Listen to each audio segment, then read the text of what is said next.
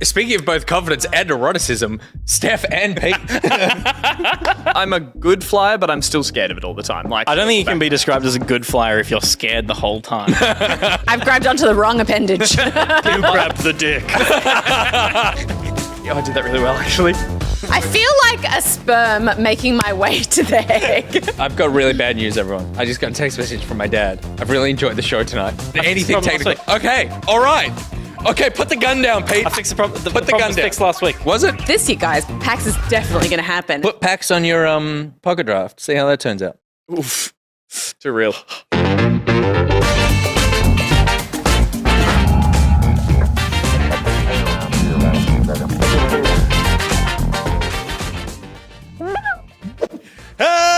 Hello, it's Thursday, the 10th of February. You're watching Back Pocket, coming at you live from the Low-Key Studios, starring Stephanie Ben-Dixon. What?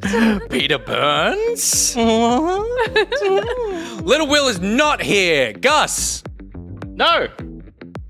What? And me, Nick Boy Richardson. I can't remember how I do that.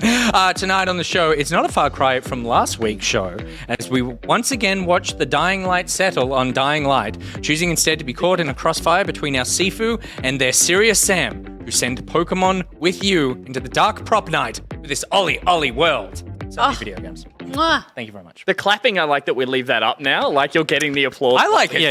Like, Yeah. go on. I feel like We should leave it up the whole show. the clapping is much more warranted for that incredible, little piece that you put together each week than just our dumb faces. Or just our dumb Patreons at the end of the show. Is that? I thought that's what you were comparing it to. No, I'm saying dumb that faces. the dumb faces, our dumb faces. Yeah. What do you want?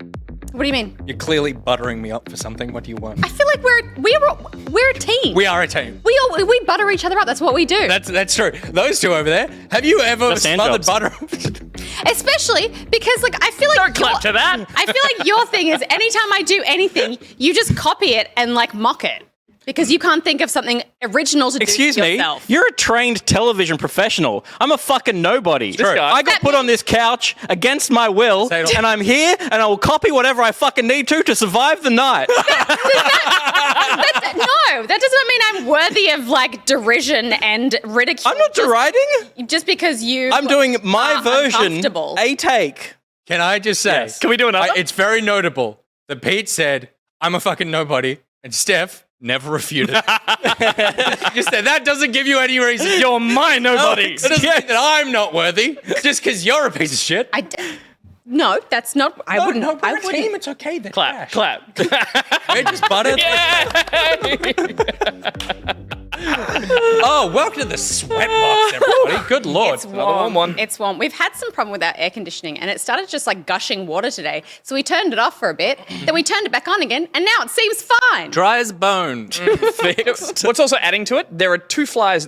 There's two flies in the studio. Oh, yeah, 'cause we've had to keep flies the door bug me a open. lot, The door's open. and they also add to the element of it feeling hot. It's like ugh, and there actually are flies in here. yeah. So True, we yeah. can do like country news reports where we're like talking the whole time, and there'll be one crawling up to my mouth. And it doesn't matter that you're watching a newsreader talk about a drought. You're like, it went in his mouth. It went in his fucking mouth. He needs the nutrients, man. He's in the drought. That's true. Can I? Don't. Please. No, I want to know. Oh, I was just going to ask a question about like why do we keep sending weather people out into serious rain? like we don't believe that it's raining. It's because of the answer to this is yeah. because of 24-hour news channels. They need to be covering something at all times. And they're hoping this person dies. So Well- that they can just repeat that content. Then it's a No, news but story they out just of nothing. They just don't have stuff all the time. So like, let's just check in with Barry, who's gonna Who's see. still alive? Yeah, and he's like, look, it's still Boring raining, Barry. and here you'll see that people are just coming in and out of the rain, and they just are reacting really intensely Well, I think to it. the actual idea is the concept is to put someone in harm's way because it's a little bit exciting. It's live television. Yeah. Yeah. And it means that the audience watching at home get a look at it without having to go outside as well. But do you know what we don't do? like, I don't want to We should. be in that shit. That's true. What we don't do, which we need to follow in suit from America, something I rarely say, is their weather reports where they do it all digitally. Oh, yeah. Where I they love go, that. there's I a love that. flood, and I love here's that. how much over my head it would be. I'm safely in the studio, but thanks. Yeah, we can yeah. see how many cars would flip You know over my what? head. You know what? because it's all done. If you and Will were real editors, you'd do that for next week. We'd do it right now and be like, look at how much water is around me. Oh, Will. Next This week. is the intro to next week. Oh, it's that's good. flooding. Yeah. William, it's flooding. And there's next- fucking flies everywhere. Oh, And you know why it's What flooding? flies? Because he'll also do something funny when you were jerking Gus off earlier. What do you think about this? I thought about the gushing aircon, but yeah, let's go back to the hand job. What do you think about this, by the way? Just Not a fan. Not a fan. That's not a fan. Precarious. Oh my Not a god! fan. And it's like it's What not is just that? you, it's me. I am very like prone to breaking. Also, stuff. on an evening where there's a that's true. fly around, And- that we're doing a lot of this. No, I've seen a lot of waving arms. Also, I've started trying to wear contacts, and I think I have one either inside out or. You said that 20 minutes ago. I know, but it was fine for ages. But just now, it's starting to feel like it's slipping into the corner of my eye. So I'll be doing this, and Steph Wait, will let be me have a look. winking awkwardly at the camera like she's going mad. Oh, they're going to touch eyes. Oh, no. It looks totally fine. Really? Yeah. Are you sure? Yeah, no, it's fine. Look, I can see the ring. Can you? Fuck. Yeah, like perfectly around the blue of your eye. Perfectly I do around want the to point red out, bleeding part of Hey, your look eye. at this ring. Will. Slim4477 said in the chat, 500 flies equals fine. One fly, I will burn the world. Yes! Oh my god, I totally agree with that. So true. Yes, good logic. Can we do a quick T-shirt Oh yeah. How thing? fucking Because I sick feel is like Steph's we got some good ones. Well, yes. I moved I mean, my mic. It's just habit. I'm usually the cool t-shirt guy. Show us. look at Steph's cool T-shirt. And Sim. Great band, but also Peter's T-shirt I gave him for his birthday. Who's on that? It's Bob Burnham. Ooh. Oh, it's an inside shirt. Bobby Burnham. Oh, cool. Oh god, I didn't That even is- realize. And a tour. I got him another one too that has the sock puppet. That Yep. says That's how the world works. that's how the world works. Oh, that's awesome. Yeah. Oh, that's so nice. That's good. And did you buy 2 of each? No, but I Okay. did buy 2 Halo T-shirts. I know, I by got a message mistake, from him. so Do you want a Halo T-shirt? I keep forgetting to bring it. I was going to say, I'm kind of sad that I don't have as many band t-shirts because I haven't been to many live gigs in the last like 3 years. And I do like to buy a t-shirt at a gig. That's the closest you could get to it. That's true. That's the last gig anyone kind of went to. Steph went to Bo Burnham's cottage in his mansion backyard. Yeah, he had a huge house. Hello, Evil Spy Boy. Hello, Main Muse. Syntax second Errors. house It's is Jep. small. Melly Mangoes. Fiona Skeleton. Jaxie Jax. Lord Phoenix. Fiona Skeleton again. Harlow. Arcade Blob. Fiona Skeleton just not shutting up in the chat. NJ Games. Daniel. Vesuvius. Muso for Hire. It's working. That's right.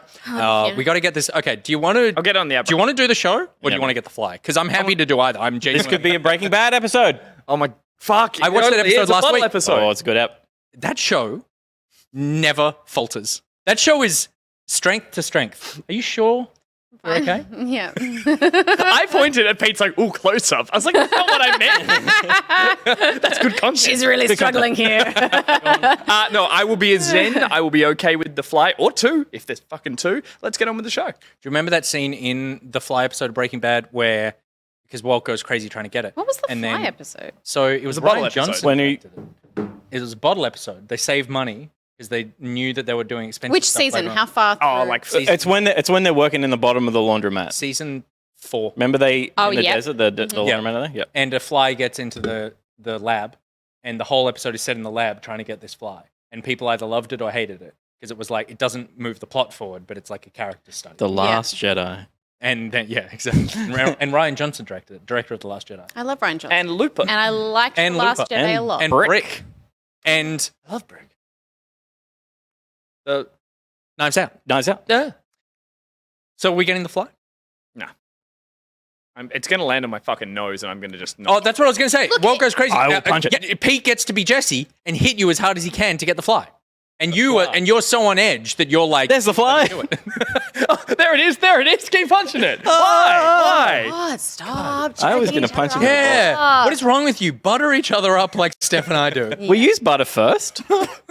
Is butter a good lube? I don't think so. I don't Good think time so. to cut. That would be unhygienic. I'm just saying. It's a dairy product. It's a dairy product. It would be Anything A, that can go unhygienic, rancid. And B, with the thrusting, You'd make it you into- could cream it.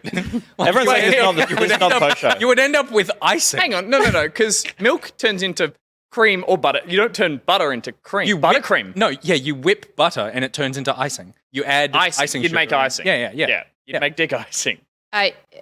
Yes, you Yep. turn milk into butter. Yep. And, oh yeah, how do you make cream? Milk is like Cream takes the top from the. Just No, say we're not even up to that. We got Oh something yeah, we got a else. thing first. And the thing is, and the thing is, you take the milk and the cream rises at the top, and they just scoop it off the top of the milk. And Oh, that's right. yeah. Okay. So, and then the next layer is the milk, and then the bottom layer is the filth that Pete drinks, which is just like water that's been adjacent to milk. Okay. This is milk, almond boy. Hey. I drink Soy boy. Soy oat boy. milk. Okay. Yeah. I'm milk. Because they do funky labels. nipples. It's all shit. No, because it's fucking delicious and it's great for my tum. well, that's supposed to drink that could be great for your tongue. You do that. Okay, you know what time it is? It's that time of the year. Except this time of the year happens 12 times a year. It's like the 12 gifts of Gamesmas. It's PS Plus time.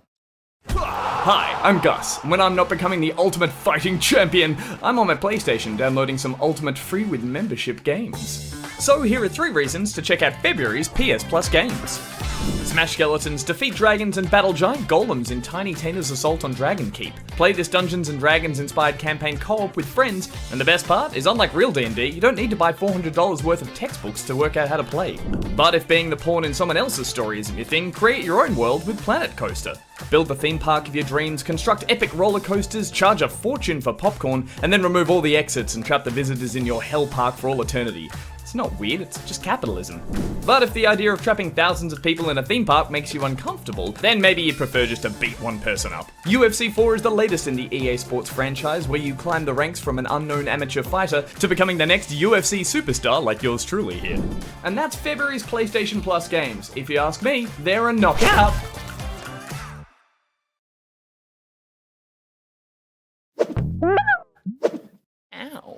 Now, The fly though. got the fly. Now, of course, we could talk about the incredible games that are on offer this month for PS Plus, but I think we have to start with the incredible body that is Gus Ronald And the Because- incredible downward trajectory I've taken since recording that. Yeah, it's was been a like- hard week. I There was love some, how the heads are always just too big for the bodies. It just makes it. I do that on purpose. No, I know. Oh, okay. It's just like you look at it and you're like, oh. Yep. I think that 4 more times worth of effort went into blending that than me in the helmet of the Predator or Pete being hit Interesting. by a dodgeball. Yeah. I The think dodgeball that- one was dodgy. That picture is a Tinder profile waiting to happen. Do you know what helped? Filmed it on. There's footage of me shirtless doing that, and that was why it worked so Release beautifully. the Gus Ronald cut. Yep. It's Fuck him with me butter. Release at the home, Angus bod. shirtless in my room, just filming that, going, "Hi." Amazing. Maybe that's a Patreon tier one day that we'll see that. But until then, what you can see is some wonderful video games. If you're a PS Plus member, then you have access to these titles included already in your membership. This month's PS Plus games available to download right now. If you're a PS Plus member, are EA Sports UFC 4, Tiny Tina's Assault on Dragon Keep, a Wonderlands one-shot, and Planet Coaster Console Edition for PS5. It's a big breath, but Planet Coaster. I mean, Tiny Tina's believe- Assault on Dragon Keep, a Wonderlands one-shot. So that's is coming a- out as I know, they're doing a Tiny Tina standalone. So if you jumped in now and played that, you'd kind of like get the gist of how they're doing. Did that end up on my list? That ended up on your list. That's on his It's list. gonna be awesome. And I was gonna rate Planet Coaster. I freaking love that game. Yeah, That is such a lovely, satisfying, wholesome game. Everything about it is like the design, the clickiness of everything, and then all the park people are always Wait, happy. you make roller coasters that Don't go back murder to the people. beginning? I go like next level perfection when I don't do the crazy parks where it slap things here. I'll obliterate a park, people in it, just to restart because I don't like where a path couldn't go. So it's not relaxing You're for me. I that have to say. guy. I'm that guy. But a good game. Good game. And yeah, I'm keen to check out Tiny Tina's Assault on Dragon Keep and Wonderlands One Shot because that new one, people are hyped for that new one. Yeah. Like, Borderlands, the franchise that just, I was about to say keeps on going, but also keeps on giving. And a movie coming out soon. Yeah. Blanchett. Oh yeah. Jamie Lee Curtis Jamie Lee Curtis. already has the cheekbones. You don't need to do any Hart. shading. You just need to light her and she's cell shaded. Kevin Hart. Are they Oh, wow. That's Are they gonna get- Yeah, I know. I know. Who's the voice in Horizon who does Ashley Birch? Are they going to get her to voice? Because surely I think she is. Yeah, I'm pretty sure Has she's to be doing in it. Ashley Birch. She could totally. I'm pretty sure she's doing Tiny She Tina. could totally dress up like be made to look. Or is it animated? Is it kind of? No. No, It's it's live action. Live action. Yeah, yeah. For sure. Yeah. Yeah. I feel like it's going to do some weird semi-animated thing. Like a Scanner Dark. Anna Darkly. Yeah. Good reference. I miss that movie. By Ryan Johnson. No, I don't know. So you can download those games if you have PS Plus already. If you don't have PS Plus, you can sign up today and then download these games. That's how that works. Plus, you get access, if you're on PS5, get access to a library of some of the greatest PS4 games ever made for free. Technically not for free, I guess, including your For a membership. small subscription. Small subscription fee. The price And it costs to get a PS5. Isn't that life? Yeah. Life is just now a small subscription. Yes, but it's tailored content for people who like specific things. Wow, she upsold much better than you did. Yeah, she totally did. I started questioning the business model and Steph made a wonderful sponsor-saving pivot. All right, excellent work. Also, I saw someone in the chat. Who was it? Can't find you, but someone said that they actually are really enjoying UFC. There it is, Bluey.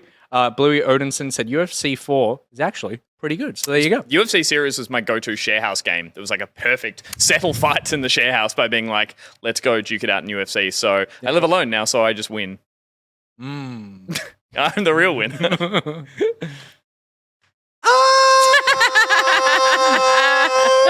Just saying what y'all been playing. Brought to you by BuriBuri. And I feel very bad because we did that funny little joke before where we played it earlier. It's like a well-timed cutoff of the butter fucking discussion. At that exact moment, BuriBuri gifted 5 subs in the chat. Oh, no. Like timed it perfectly. no. And then we continued talking about how to get cream. How to make cream. Sucks. I feel like BuriBuri knows that when you become a part of this show in a major way, that things like that are going to happen. I don't think she does, considering how new she is to the whole thing. No. She's She said she's been good. watching since Pocket. Like she watched Good Yeah, Games. right. So Okay. She's Like, well. she witnessed the birth of baby. BuriBuri, fucked up as we- you know. You know you're a piece of shit, just like us. But she's a IP lawyer for video game people.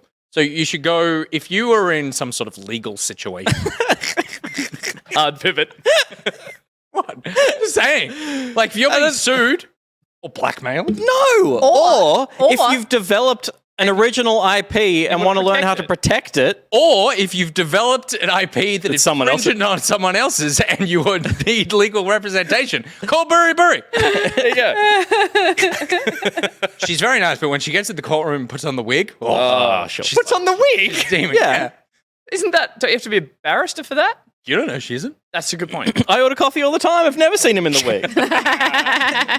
And this guy's not the trained TV professional. I mean, am I right or am I right? Yeah. All right, let's start talking about some video games. I'm excited. And Wink, wink, BuriBuri wink. said no, Nick, and then lots of crying faces. I'm excited because I get to start off this week Go for it. with some video games that I've been playing. The first of which, 2 out of 3 of these games you've been watching me play, because the first one was the Game Club pick for this month, and that was Dying Light 2.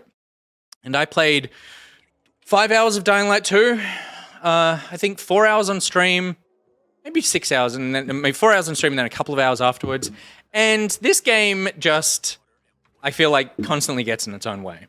And I don't think it's necessarily a bad game, but I think that it is a video game that wants to be longer than the amount of content that it can make well. Yeah, okay. And the idea behind it being this parkour zombie game, during the day, it's safer to run around outside. During nighttime, the zombies are everywhere, and you're turning into a zombie, so you need to get to UV light constantly or you turn.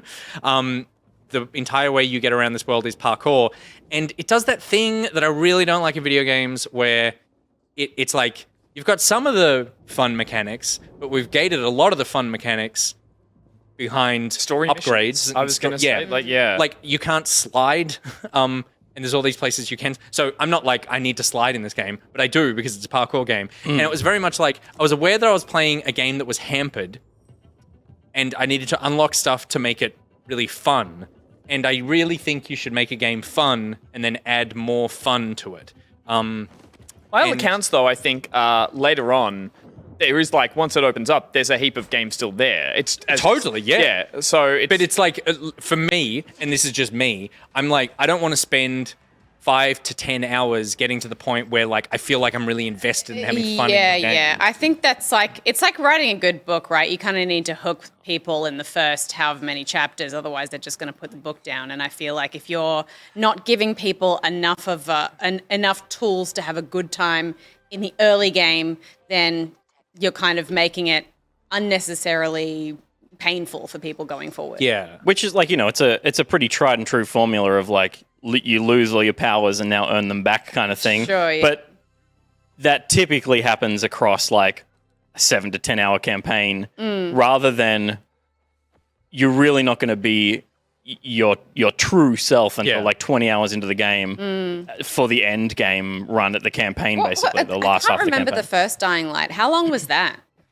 I think it would have been roughly like between 10 and 12 hours, I think. I would say like, 15 to 20-ish kind of. Yeah. It added tons of content. Yeah. For years and years and years, it kept updating with content. Right, it was almost okay. like a live service game. Yeah. So they were like, how can we make this game like amazing and full of stuff from the start? Yeah. And they haven't. And I find the story really boring. I find the character really uninteresting. I'm not a huge zombie person. I wasn't really having fun. I think that this game has been in development for so long as well that I think it feels like an old game. Like this was, they were talking about this at E3 when you could go to E3, like in 2019. Is it melee focused? Yes, there are no guns. And my other question would be, did you play any of this in co-op at any point? No. I believe the co-op is it wasn't available during the review period, and if it is up and running now, it's apparently quite janky. Right, okay. Or I've heard not great reports about it, which is... Right, okay. Because, I've seen a few people on my Steam list playing this, to the point where I'm like, oh, okay, they must be enjoying it because they're still playing it. I know lots of people who are. So I feel like maybe if you're playing with friends, maybe there's more to it. Potentially. Specifically, especially if it's kind of one of those ones that's kind of a bit drawn out and bloated. Often when you're kind of just like chatting with people at the same time. I think that would be a massive help to get through the story missions, which for me was the reason I've put this down and probably won't go back to it. I was enjoying running around the first open area. I've seen footage of where the game goes in terms of like skyscrapers. You've got a grappling hook. You've got a parachute. People have been like doing cool linked runs where they can travel through a whole area. But I know to get at least out of my first area, I have to meet this character and go into a tunnel and do a story mission, which can feel like they go upwards of like half an hour, and they are often, maybe this is just the beginning, tunnel-based. but they are tunnel-based linear sections which do away with a lot of the fun you're having in the open world. I personally would have, I think, stayed on board if the game put a lot of that story content in the open world and said like, and kind of loosened up the aspects of the campaign and said like, yeah, you've got to do this, but you can do it at any time of day. You can do it in the open world. Again, not quite sure if that's in there later on, but it definitely feels like the story stuff is super focused, super narrative, and kind of at odds with what this is that we're seeing, which is I'm just going to... It's almost like the game wants you to go and have some fun in between. I think even missions say, go do some stuff, and then a story mission will pop up again. And that really makes it a slog for me. I don't know if you'll find Is anyone in the chat playing it in co-op and having like an awesome time? Because I'm not against... Axios said, my mates have been playing it and are having a fantastic time. It's really annoying because I bought Witch Queen instead. You'll be laughing in a couple of weeks. Yeah. Okay. Oh, well, that makes me feel like I want to play it. I do know lots of people who are enjoying it. Like, I feel like in every possible way, it's like, it's not designed for me. So I'm already predisposed to like be frustrated at the things that aren't perfect about it. But if you like open world games, if you like co-op games, if you like zombie games, there's probably a lot more. And the solution you're looking for in co-op, I think, still points out the fact that you're going to enjoy just talking over the cutscenes or like doing your own narration, almost skipping them together, being NPCs that can be in cinematics and mucking. It's like that. It is weird that it's not a shooter. I don't know that I've played a lot of co-op games like this that aren't shooters. For the Dying Light, the Dead Island series, the two games before that were co-op, and they were like 80% melee focus. It's weird, and it's always played any of those in co-op. It's weird and janky, but it's hilarious. Like, maybe a bit. Yeah, it always looks fun. So I feel like these guys do it right. But yeah, could be one to play, but not for game. But no, not for Game Club. We dumped it for Game Club, and we pivoted hard, and we pivoted to Sifu, which is the kung fu brawler, run-based, roguelike-ish, Souls-esque. I don't think it's particularly soulsy, but Peter. I just made that sound because you guys Professional. Arena brawler, yeah. So this game, I You know when you just find a game that clicks with you as a person? This game is a game that has clicked for me in a profound way. I've put 12 hours into it. I am adoring it. I know I adore it because there is a couple of things that I find so frustrating about it, and I'm willing to overlook those things and in fact work with and against those things to make my experience with the game better. This game is incredible to me. I will go on about it shortly, but I am really curious what you guys think, and so are chat, because every time I stream this, they're like, what do the others think about it? And I'm like, we haven't spoken about it yet. So gut reactions, let's start with Pete. I fucking hate it. Really? Yeah. Wow. I think it's shit. Wow. Wow. It's for people who think I'm being like a little bit aggressive about it. There's some good stuff in it, but the game wants you to play through the same shit over and over again. Oh, I hate it. Asks that. you to be so patient with like a really like it's a hard game. It's designed to be a hard game, which I think is why people are comparing it to Souls. But I don't think it's like Souls just because it's hard. Well, yeah, the combat is nowhere near as good as Souls. There's a risk and it's reward. It's not really a fluid combat system. It's a really like sticky combat system, and you don't get a lot of options. You get options in how you approach a mission, but you don't really get that many options in how you approach combat. You are locked into kung fu combat, and that's it. I think Souls has become a catch-all for the game is really hard and there's no difficulty option to play it easier, and you have to play through it in a certain way in order to progress. No, there's like There's a few other elements. the enemies to it. are all laid out in the same way. You do boss runs, you unlock Yeah, okay. shortcuts in the level.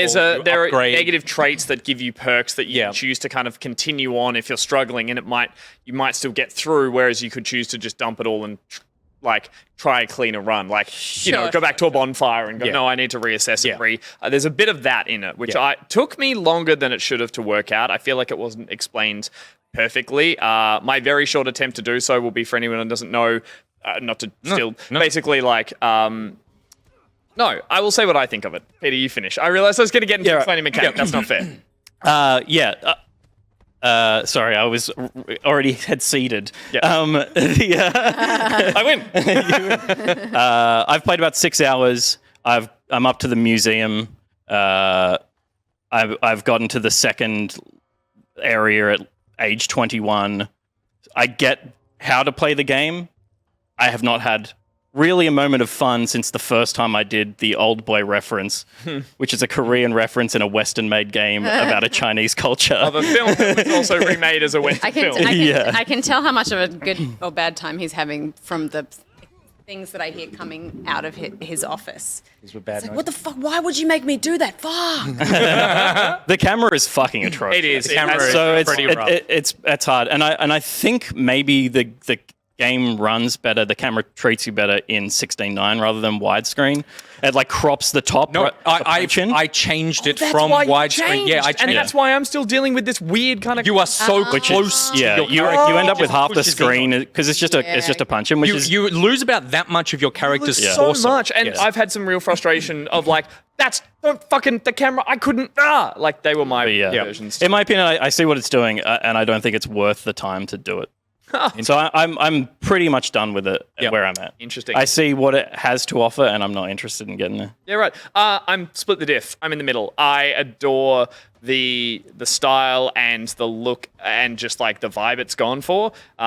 I realized it was hard going into it, and I was playing it wrong for a while in that I missed some crucial elements, which is basically, correct me if I'm wrong, like you pretty much want to hold block down the whole time, right? And you can still fight while you're holding block. I didn't know that, so I was kind of tapping block. But that can way you parry. don't get a parry. Yeah. Yeah, but I was doing it wrong, thinking I could I was block gonna and say, parry. do you have a button that The uses parry window is so small, purposely to make it really skill-based, but I wasn't even getting blocks or parries, and I was failing miserably, and I was getting really frustrated. But I, like you, persevered for a little bit and worked out, I went and did the training and just focused and like did the training dummy for a long time to work out what it was I needed to do, and I got a little better, and I really liked that feeling of going, okay, I need to now finish a level at a much lower age than I did. I initially was confused. I'm sorry. I have not played it So- or so the- seen the stream. it's- So It is tricky. There's a few things to it.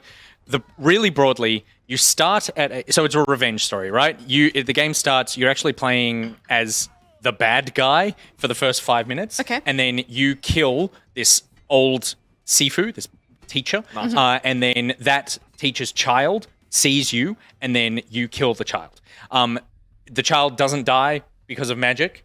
They have a magic chain pendant thing, and then they come back to life.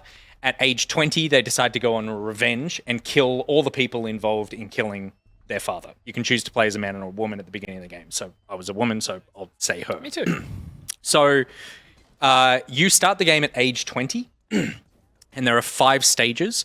You go through the first stage, and every time you die, you get 1 year added to your death counter. So when you die, you come back to life. Instead of being 20, you're now 21. And the next time you die, you have another year added to your death counter. So now your death counter is at 2. So when you die at 21, 2 years are added to you, and you wake up in the same spot, age 23. Kind of like the Sekiro revive when you... So that number of going down exponentially builds up. So how do you bring the number back down again?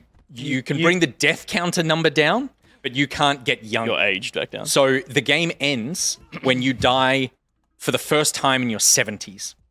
Every 10 years, your magic chain thing, like a bead breaks, and that means that you are progressing through. But to answer that first question... And roughly how soon would that happen? I mean, It depends. Like on your first run, you're probably not going to beat the first boss You're not gonna beat of the the first first mission. boss. So you'll age up. You'll be 78 by the end of the first level, or Oh, 75 okay, or something, right. and you'll die, and then you need to restart the game. But that death counter, that goes up to 1 to 2 to 4 to 6, that can come down if you're fighting well and you clear an area. It might just decide to roll it back 1. That's the number you are going to... The age Add when you when die. you die next. So, but it can Okay. it comes down a lot slower than it goes up. Yeah. So it's basically like Every time you beat a mini boss Sure. or Oh, a no, I special don't. thing. Yeah. So We're seeing that now. The death then counter went that's to 1. the coins on the sort of charm thing. When you as you get older, you get stronger, as in you do more attack damage, but you have less health. So you become more of a glass cannon as you get older. The idea being Gotcha. you experience more, but your body is frailer. And then so the only thing that I got confused about, sorry to harp on about it, is when you finish the stage, say the first one, your age is locked at what you finish that stage at to start the next one. So if you do pretty well and you finish that first stage at the age of 28, couple of deaths, but you were okay, you now start level 2 at 28. Can you go back and play the first stage again if you Yes. want? Can. Yeah. So the idea is if you have a terrible run of the first one like I did, I finished the first level at 71. And then I was like, okay, does it reset? And I went to the next level, the So it goes nightclub, to the as a club 71-year-old. as a 70-year-old. And if I died twice, Right. game over because I would have hit 75. So I went back to the first level. There are actually shortcuts you can open up, a la Dark Souls, so you can fight less people, get to the boss quicker, maybe only die once, or in some cases not at all, and come out of that first level at age 20. You didn't die once, you start the next level at 20. So the idea, as Pete was saying, is that you can't... I'm now replaying that first level and trying to bring it down the lowest I can get before I start the next level. Hate But that. it also I hate incentivizes you. repetition.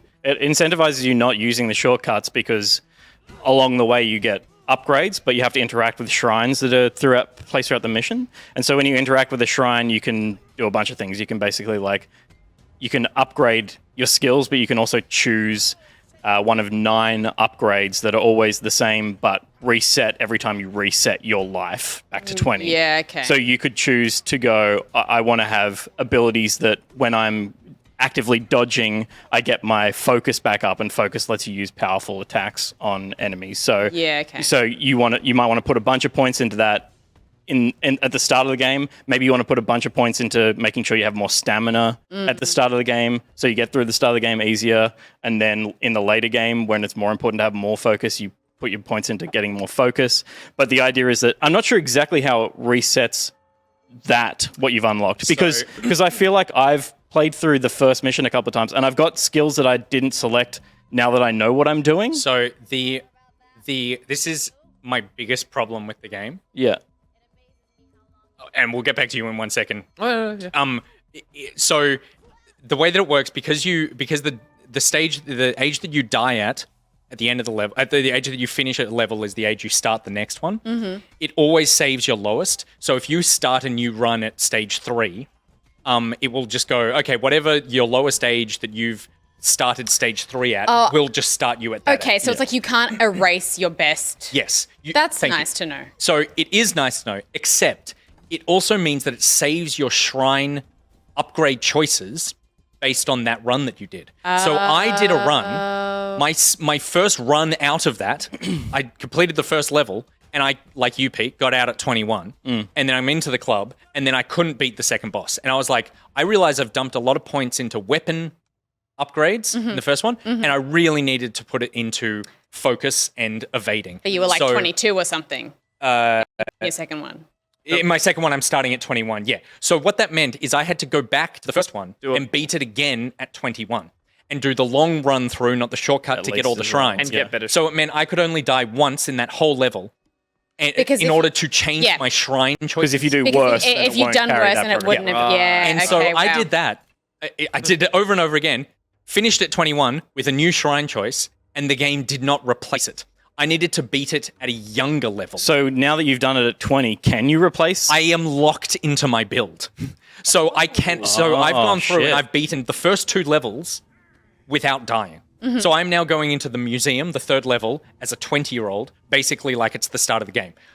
First of all, this is like one of the things I am most proud of in my recent gaming thing. It was fucking insane. Like it was a genuine like progression of seeing me get better. Yeah. But what that means is I cannot change my shrine choices Without deleting at the all. game. I need to delete my entire save, delete all the permanent upgrades that I've taken. Yeah. And is it literally just the age, or is it like could you do is there a way you could do a better run and come out? Okay. No, because I did it and it didn't. It was just. It That- was that's- going that's off. the other Somewhere thing. to start that again. Like it actually does. And it's so annoying. You get permanent ability upgrades by buying them 6 times. Yeah. Effectively, you buy it once, and then if you buy it 5 more times across any lives, then it will become permanently upgraded. So you might go like, you might buy it 3 times in one life, and then so you only need to buy it to permanently unlock it 3 more times the next time you start, which means you need to buy it 4 times that round because you need to unlock it and then buy into the unlock tree of There it. are so many weird little systems think- like that. And like they are really important because like they make the game heaps easier having more button combos to play with and particularly more focus ideas and stuff like that. But it's like you have to just grind through the same shit. And again, that's my problem with games like I this. hate that. Like it's the reason why I don't get into games like Dead Cells and stuff like that. It's like, I Hades don't. and that's- Yeah, I don't want to play the same shit over and over again. And and it's funny because I don't like bloated games. Like I don't like Dying Light. I ditched Dying Light because I was like, there's just too much stuff here that you want me to do and just like grind through. I love this because I love the combat. I think it is the perfect level of that sticky fighting. I see the difference between those two things in that this is not a massive game that is asking you to do a lot of similar stuff. This is a refining smaller game one that is idea. asking you to get really good at a specific. Get good at one thing. Which I respect, and I feel like I understand that. I like that they've come up with a cool concept with this age thing that we haven't seen before, and I like that it's asking you to kind of learn and be better and stuff. But like, as a barrier for entry, as soon as Peter sort of roughly described it to me, and he was like, it's basically asking for you to try and get a perfect run in order to complete the game because you can't be, too old by the time you get to a certain point. And I was just like, oh no. And then I was like, are there difficulty settings? So many And he people was going like, like that. nope. And I was like, What does Steph oh. think? She's not going to like this one. I will say, like, as a reaction from their first game, Absolve, Yep. which had some incredibly complicated martial arts and fighting styles that were almost too overcomplicated that you got into it and you were in over your depth, and you didn't know how to learn them, and it was a lot to take in. I feel like this is them trying to solve that by saying, well, here's a way to really grind and actually learn the game, learn these moves, and have to buy them 6 times to work out how to do it. As I said, it kind of feels reactionary to maybe the Absolver not having the same level of people picking it up and mastering it the way people will with this. I'm with you though, Steph, in the sense that I'm like, even Pete, like I'm daunted by the idea of wanting to put some real effort into this, whereas like I was looking forward to a little more style over substance, I guess, when it came to getting to see all these great set pieces and just enjoy it like a brawler. Because I totally enjoy getting better at things, and it's not like I never want to play something that's hard, but I just know that looking at this, it's going to take a certain amount of time and repetition and frustration and replaying stuff to get to a point where I feel like I can progress a decent way through the game, and I really don't enjoy that as a process. See, I like, and and this is basically just the game club discussion, but I like butting up. We should save some stuff for that. And not to be specific about this game, but like I like butting up against that friction. Like that friction to me, I really like of going get better at this thing, not just like Assist. fill your time with Yeah. this thing. And in this, I've found the combat really satisfying. I think it's very approachable. I don't really use any of the combos. I spend my entire time evading, parrying, blocking, dodging, and just fighting. But not doing the sort of like most of the sort of like fight brawler fighter style button moves. But I have just seen my progress, and that is such a satisfying thing to have. Like of just going. The day before yesterday, I finished the stream, and it was like I was butting my head against the second boss, and everyone in chat was like, "We don't know how to do this. Like, how the fuck do we beat this guy? I don't understand." And I was like, I think I need to practice my evading. I practiced evading that night, went the next morning, beat the boss on that first run back, and then by the end of that 6-hour stream, I had perfected the first 2 levels. Yeah. And Gotta so put that I would down like to the fact that you like taught yourself how just to play down better. to like I saw how I progressed and I learned. I love doing the runs. I actually Yeah. love going back to those things and like running through and just like I can getting in I the can flow tell state. though, 'cause, just like- based on your streams being spontaneous and like Yeah. close together. And never- I'm like he's enjoying this Totally. to the point where totally. he's obviously Yeah, been he's gotta thinking play it. about it and Yeah, he has needs to to play it. he needs I want to keep play it going. right out. I'm going to Yeah. persist for the game club's sake to be like, I want to see where I stand when we finish the month. And I'm like, if I finish and how I feel about if I've mastered certain things or if I've gotten more frustrated like Pete and just gone, fuck it. Like, Yeah, well, I think the thing that really tipped it for me was like that I wasn't particularly finding myself having fun. And by the time I had like mastered the boss in the second fight, it's like, it's a really boring fight. Yeah. It's just right. duck, duck, duck, up. Goose. Oh, no, it's actually, he's just down, down, down, hit, hit.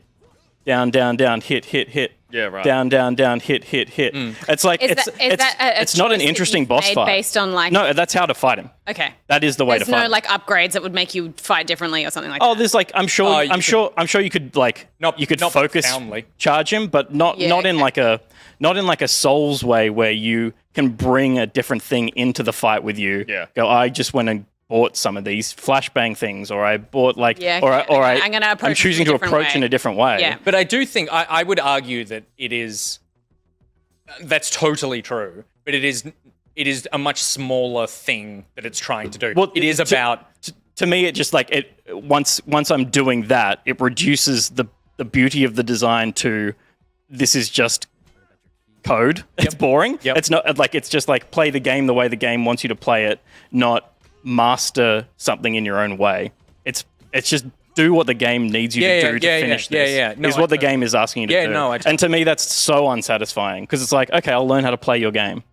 Like that's not fun to me. yeah, Pete's but I guess- Neo at the end of the Matrix going, I hate this. Yeah. yeah, well, I mean, but it's like I guess yes, but it's like Metroid. But I think that's- Dread I think that- something where you just go. It's exactly the same thing where you go like it is just figure out the sequence and then master Perform the sequence. Yeah. I would argue that Dark Souls is like that, but you can bring, like you said, you can bring a different Flair. fight style to that, and so therefore it's like, well, actually, I just want to spend my entire time like totaling up and blocking, da da da, or I use want to a- go use a and whip. fucking insane or magic and just throw a hat at And then when the game throws the style in there that it programs for you, it's fucking cool. Like, it all looks great. The opening to this game is the best opening we'll We see should to a leave game, some for video the game game this club. year. So Yeah, and But yeah. I think from art style and the way it sort of shifts perspective and stuff like that is so freaking cool. I can't I'm wait to super keen to see what you think about it in a couple of weeks. Yeah, I don't yeah. expect that you will actually finish it because it's like so radically not your kind of thing. Totally, but there is something in here that I also think you would really like that is apart from the grindy,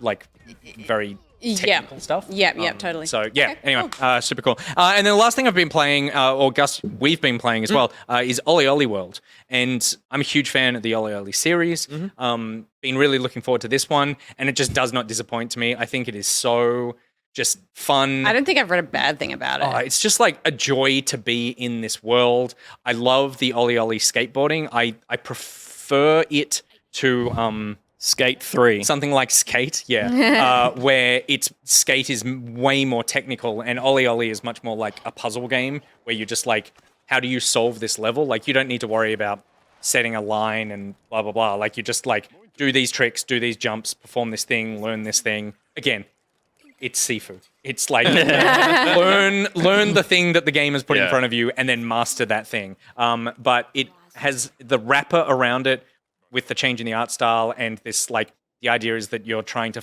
They need a new skate god, and so Skate wizard. So Yeah. you're auditioning to be the skate wizard, and I may have read up on the law. like all the characters are like so friggin' sweet. That guy in the green, his name is Dad, but he's no one's dad there, but everyone just calls him Dad, and he's like, yeah, they just all call me Dad. And it's just like a total fun puzzle joy to play. Great soundtrack, great art The style. soundtrack is just sick. Like it's perfect background ambient kind of chill. And you're right, like the look of this, I was really apprehensive when I first saw the trailer of this, moving away from Ollie Ollie and Ollie Ollie 2 were both heavily, like pixel retro inspired, and this was like, oh no. I remember an original trailer for this looked a bit janky, like it didn't have a great frame rate, and I'm like, that's what this game needs. But it plays really smooth, it looks fucking beautiful, it looks great on ultra widescreen, and I actually really like the art style, even though I don't really like Adventure Time, and you can't not draw a parallel between that kind of like the cutesiness of it all. Making my own character at the start, I got totally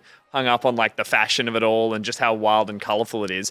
However, I don't gel with how this plays, and I realized I actually never really got into the Ollie Ollie games because I prefer that like slightly more technical skater. The thumbstick flick for the controls and things just does not work with me. Like it's a me thing entirely. I can't seem to wrap my brain Do you mean around like how to do versus it. other kinds of skateboarding games? Like a you played, 3D or? skater. Yeah, a 3D skater that's like press button to ollie and then do tricks with different combos. okay. It's like, it's very in the thumbstick, as Nick said, it's like a puzzle. The speed you travel at, suddenly things will come at you that you have to quickly look at and work out how to navigate. It's basically, a big part of it is get to the end, not just do really cool tricks and that. It's get to the end, and then there's a series of challenges for each level, and basically it's just like run that level a few, like it's Sifu, where just run that level a few times, learn the things that you need to do within that to complete those challenges, and then like execute those things as you go, fuck up, instant restart, start the level again, blah, blah, blah. Yeah, and look, I admire like what they've done with it, but it's just, unfortunately, that kind of game just doesn't work for me in the same way that I like a sports game or like an extreme sports game to feel really, really like Zen-like, and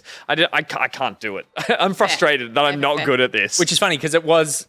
It like the main complaint I've seen leveled against it is that it's so like the original two games, just with a change of paint. Yeah. That like it is the same gameplay. And to which I realized That, like you said, I didn't actually get into the Ollie Ollie games. I played a little like bit the of idea them, of them. these are cool. And then I'm like, I suck at them. Damn it. like the first Ollie Ollie I played on the Vita. Oh, wow. Oh my Like God. this series wow. has been running since then. Yeah, but it's super cute. But yeah, the art style is, and it looks like I'm playing it on widescreen monitor. It looks so good on just this. Like I thought I would want it on the Switch, but actually, like I want it on TVs and stuff. Because it's just so vibrant and poppy and fun. It has a great thing as well. All the characters that people customize, you can go wild with it. And on the loading screen, it finds your friends and does a little freeze frame of what they are wearing in their skate thing. And Like I your did. online friends. Yeah, like it'll and pull so Nick I out. saw Nick, who's just like, you're a girl with pink hair. And He's red, like, hat dressed like and that. everything. Like he's now. Dressed like- And I did the thing where I'm like, I'm going to make me. And then I was like, oh my God, my friends can see that I'm not creative. I'm going to wear interesting things. Gosh, that's so And I fast like, to be worried about. but then I what went and other put on like a people's characters jumpsuit look that like. looked cool. And I'm like, yeah, I really like this. But I still suck at it. There you go. Yeah. Do you suck at Far Cry? I don't. I play a lot of Far Cry 6, and in particular, I've just checked out the final part of a 3-part DLC that was Far Cry 6, focusing on all the villains, that they basically turned Far Cry into a roguelike, which it means essentially you play on a shrunken map. Wave mode. Wave mode. It's a wave mode. You can do wave mode. multiple runs. The latest one is focused around Far Cry 5, which was Joseph Seed. So you play as the villain. The previous one was Pagan Min for 4. The previous one was Vast from 3. And so each one, they follow the exact same template. They've taken the style of that Far Cry, in this case 5 again. They've made a medium-sized map. You have a hub that you upgrade yourself. You run out into the world and you just kill enemies for a certain currency. That currency changes based on which DLC. So in this case, it's penance, because it's like very religious iconography. It's a metaphorical currency. Yeah, and I think in the previous one, Vasa's was like stability or something. I don't know, but it's like, it is literally... Sanity. Sanity, it probably was, Yeah. but it's literally copy and pasted the formula. And you run around the map, you unlock certain parts of like 3 parts of a cross in this stage to get to endgame, and you run to shrines you do wave mode challenges to unlock better guns. There are perks that can carry over into multiple runs, or slots for perks that can be bought that upgrade, but you will lose currency, weapons, and things like that on death. What So is your it's character's goal? so in this case, my character's goal was to find 3 pieces of a cross, put it together, come to like there's heaps of story in it because he thought That's what I was wondering. I was like, is this like further development for these characters? Yeah, totally absolutely, it is yeah. in a cool way. Like in this case, it's basically saying at the end of 5. Because the villains are the most exciting thing about Far Cry, right? Like, Although I'd it's like the other argue people. Joseph Seed is the least interesting when put next to Pagan Min and Vars. In this case, basically, he was in the bunker when the end He was of the too world. real, was this guy's problem. Yeah, totally. Yeah. And also they neutered it. Like when they initially showed Far Cry, it was like that Far Cry 5. They were like, it's the far right preppery, like total American psychos, and then they just like realized that. Oh, actually, that's half the people who are going to buy this game. So they just transitioned it sort of very softly into like religious zealots. Misunderstood. And, and it was just like much more into a cult as opposed to like Very cultish. And in this stage, like they force a lot of the story in. So, for instance, Pagan Min's one was him dealing with the loss of his family. In this case, at the end of Far Cry 5, I would say spoilers, but Far Cry New Dawn addresses the fact that the nukes go off at the end of 5 because Far Cry New Dawn is set in an apocalypse. So, in one of the futures, this is Joseph Seed in a bunker going crazy. You are inside his head, as with the other 2 DLCs. So, as you'll see, if you look around certain elements of the map, there'll be like there's a prison floating on an island. There's a huge statue of him that's all broken apart. There's a Bible. There's a Bible that you literally run into and do a mission that takes you to dream states and things. So it's all they have a lot of fun with it. Again, this is probably the plainest version of it versus like Vars's head has like sharks swimming in the sky and stuff. So it's all very, unstable. Oh, right. Because you are in each person's mind. The people you are killing are like zombies. They're like, in this case, they're your followers you betrayed who are all trying to kill you. It's cool. It's a great little model. I think by the time they've really pushed it, like run it into the dirt by the 3rd one, you're like, I get it. If you'd played the first one, you know exactly how to play this one. But I actually really enjoyed, especially But like if you consider this, all 3 of them are the same concept. Yes. It's like, oh, let's play this skin of this map. Yeah. If you're going to go and play some like zombie wave mode shooter, you could play this instead and choose to play on the Vast map, the Joseph Seed map, or the you would take all the skills Pagan Min across, map, or like and they're really distinct because they've in the new engine replicated the old games. So really it actually nicely. plays better than Far Cry 5. The slide. Yeah, right. Mwah. Yeah. They take the Never-ending slide. I just saw you slide. It's encouraged to playing.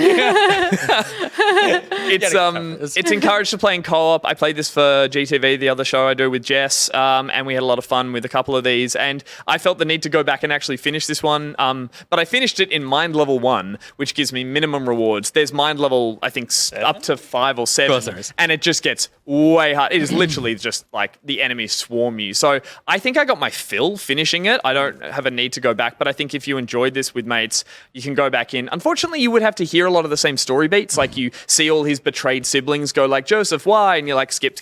I just want the wave mode. I just want the wave mode. Well, as I said, but skip. I just want the wave mode is a shirt. I'd be wearing right now. That's a shirt. that's next year's next month's merch. But yeah, I had fun with it, and it was a nice way to just like see a little bit of the old Far Cries again. And it's also just the contained nature of it versus I have Far Cry 6 on my shame pile to play, and I'm like, I need to play that.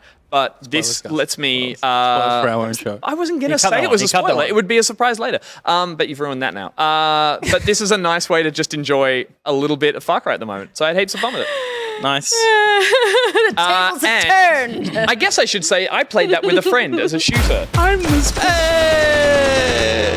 Go choose friends. Good stuff.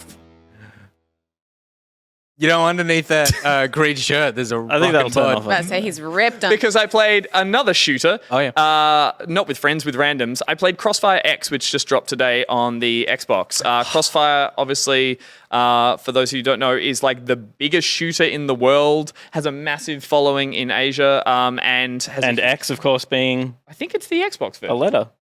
Yes. Wasn't it Crossfire, and now it's Crossfire X, or has it always been Crossfire X? No, X is the new one. X is Yeah, But it's okay, not the good. 10th version. Okay. Anyway, here it is. well done. you threw him off. Failed me. Thank you so much. I am so without a hand job. because we were talking about this.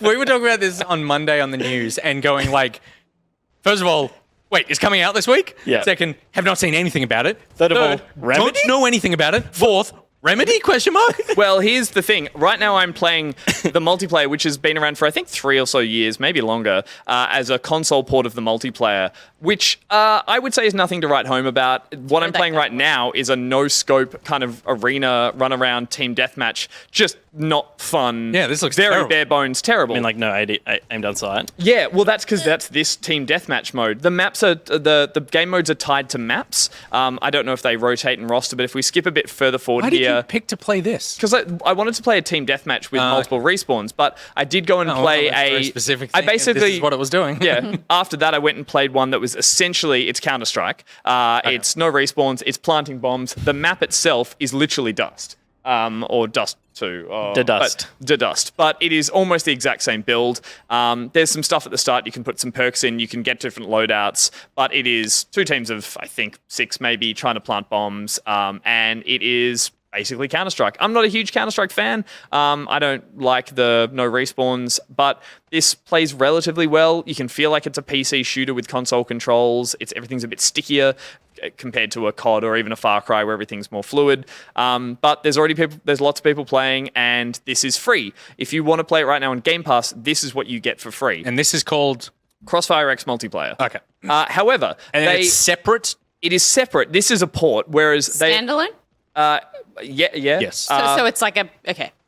And as It's part like a of that, modular game. yeah, there's a lot. It's free. There's a battle pass. There's a lot of skins. There's a lot of missions, timed things to get certain unlocks, stuff like that. all right. So yeah, if you like Counter-Strike and you want to play it on console, this is the closest you get. What they actually did with this console version is they went out. The developers reached out to Remedy and said, "Hey, can you build us a single-player campaign?" They said yes. This is Remedy behind Control, Max Payne, all that kind of stuff. They made a single-player campaign that currently is broken into 2 campaigns that you can purchase. Oh my one is God. called Spectre? Spectre, but I played the other one. Catalyst. Thank you. Those are So this is a words. weird thing because this is taking a very generic military shooter and taking some very talented storytelling developers and giving you a single-player campaign. It feels better to play. It's loosened up the controls from the multiplayer. Well, it's in their engine, right? but like it is in their engine. But it's like- feels Wait, in nicer. Remedy's engine? Yeah. So- Which is that's what I read. It's not like they just took.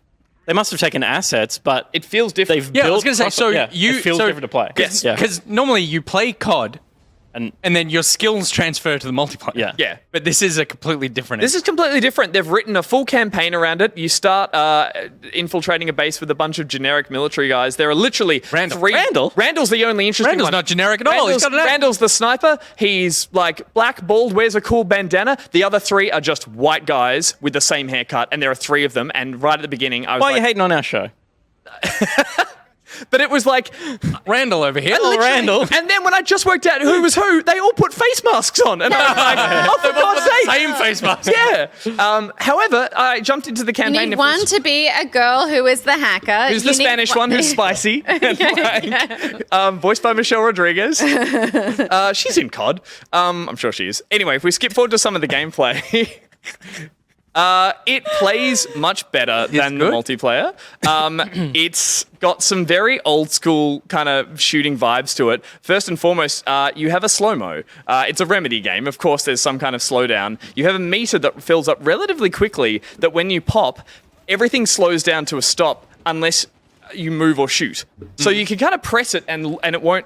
And you can kind of What, and pause? get your surroundings. Yeah, right. But then when you shoot, it speeds up. But if you get a headshot, it refills a bit. So you move through shooting in these rooms kind of like you're in a movie, like in 300. Like it's boom, you slow down, and then headshot, headshot, slow down, headshot, headshot, slow down. Wait, you So have can- unlimited use of this slowdown? Well, no, it recharges Oh, okay, as right. you get kills. So if you can link a bunch of Okay, kills yeah, together, yeah. you can keep it going relatively well. And it is stupidly satisfying, very cinematic, and a bit overpowered from what I've experienced of the first hour or so.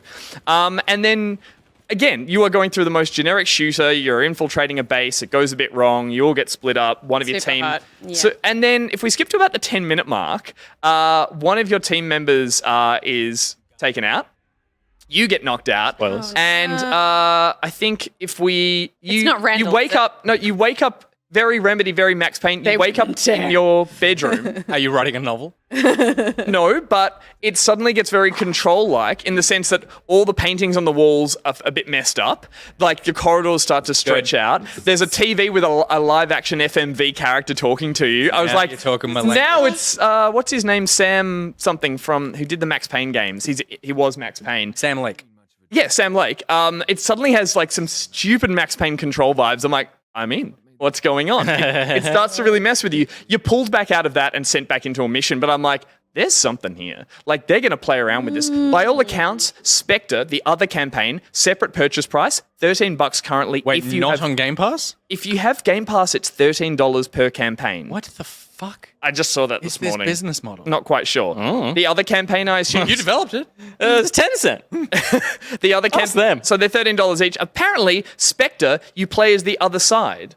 And it's far more trippy. And maybe it's not the same missions, but you do like That's cool. if you see, for example, here, this is me in like a weird dream sequence. Like, this is not what I expected in my generic military shooter. Plays the stairs and try and trip the person up as they're going down. But yeah, so there's a whole nother campaign that if I like where this goes, I will definitely play through. I don't know how. Yeah, awesome. I assume it's relatively short considering there's two of them for $13. I can't imagine it's more than a couple $13 of hours. each? Yeah. Yeah, so $26 for, you would assume, like 3-4 hour campaigns? Yeah, I hope. I'd that's say what I so. would think. And again, that is with a big 75% off with Game Pass. So I don't know what they're going for. But the multiplayer is on Game Pass for free. for free. Okay. Yeah, this took me a little bit to And work the out. multiplayer is not Remedy.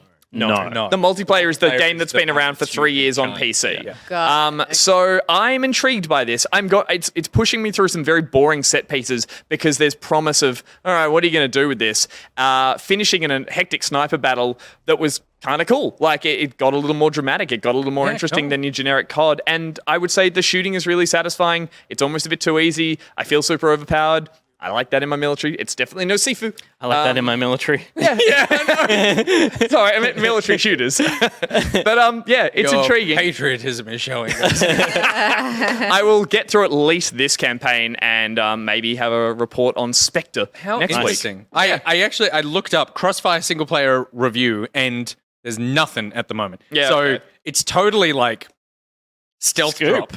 Yeah, Scoop over scoop. here. You're getting the hot scoop right here. Scoops Ronald. But yeah, multiplayer. I'll just play Halo. It's really not doing it for me. It feels like it should be played on PC. Yeah, cool. Probably where it lives. Okay, that is Crossfire X multiplayer and the fly? 2 single player. It's a general Gus. Havoc Alright. and Mayhem. Both separate purchase. Catalyst and Catalyst. Spectre. And I'm playing Spectre. Catalyst. It was literally the first one in the tiers as you go tink, tink, tink across the menu. So I'm like, that one must come first. All right, there you go. Steph.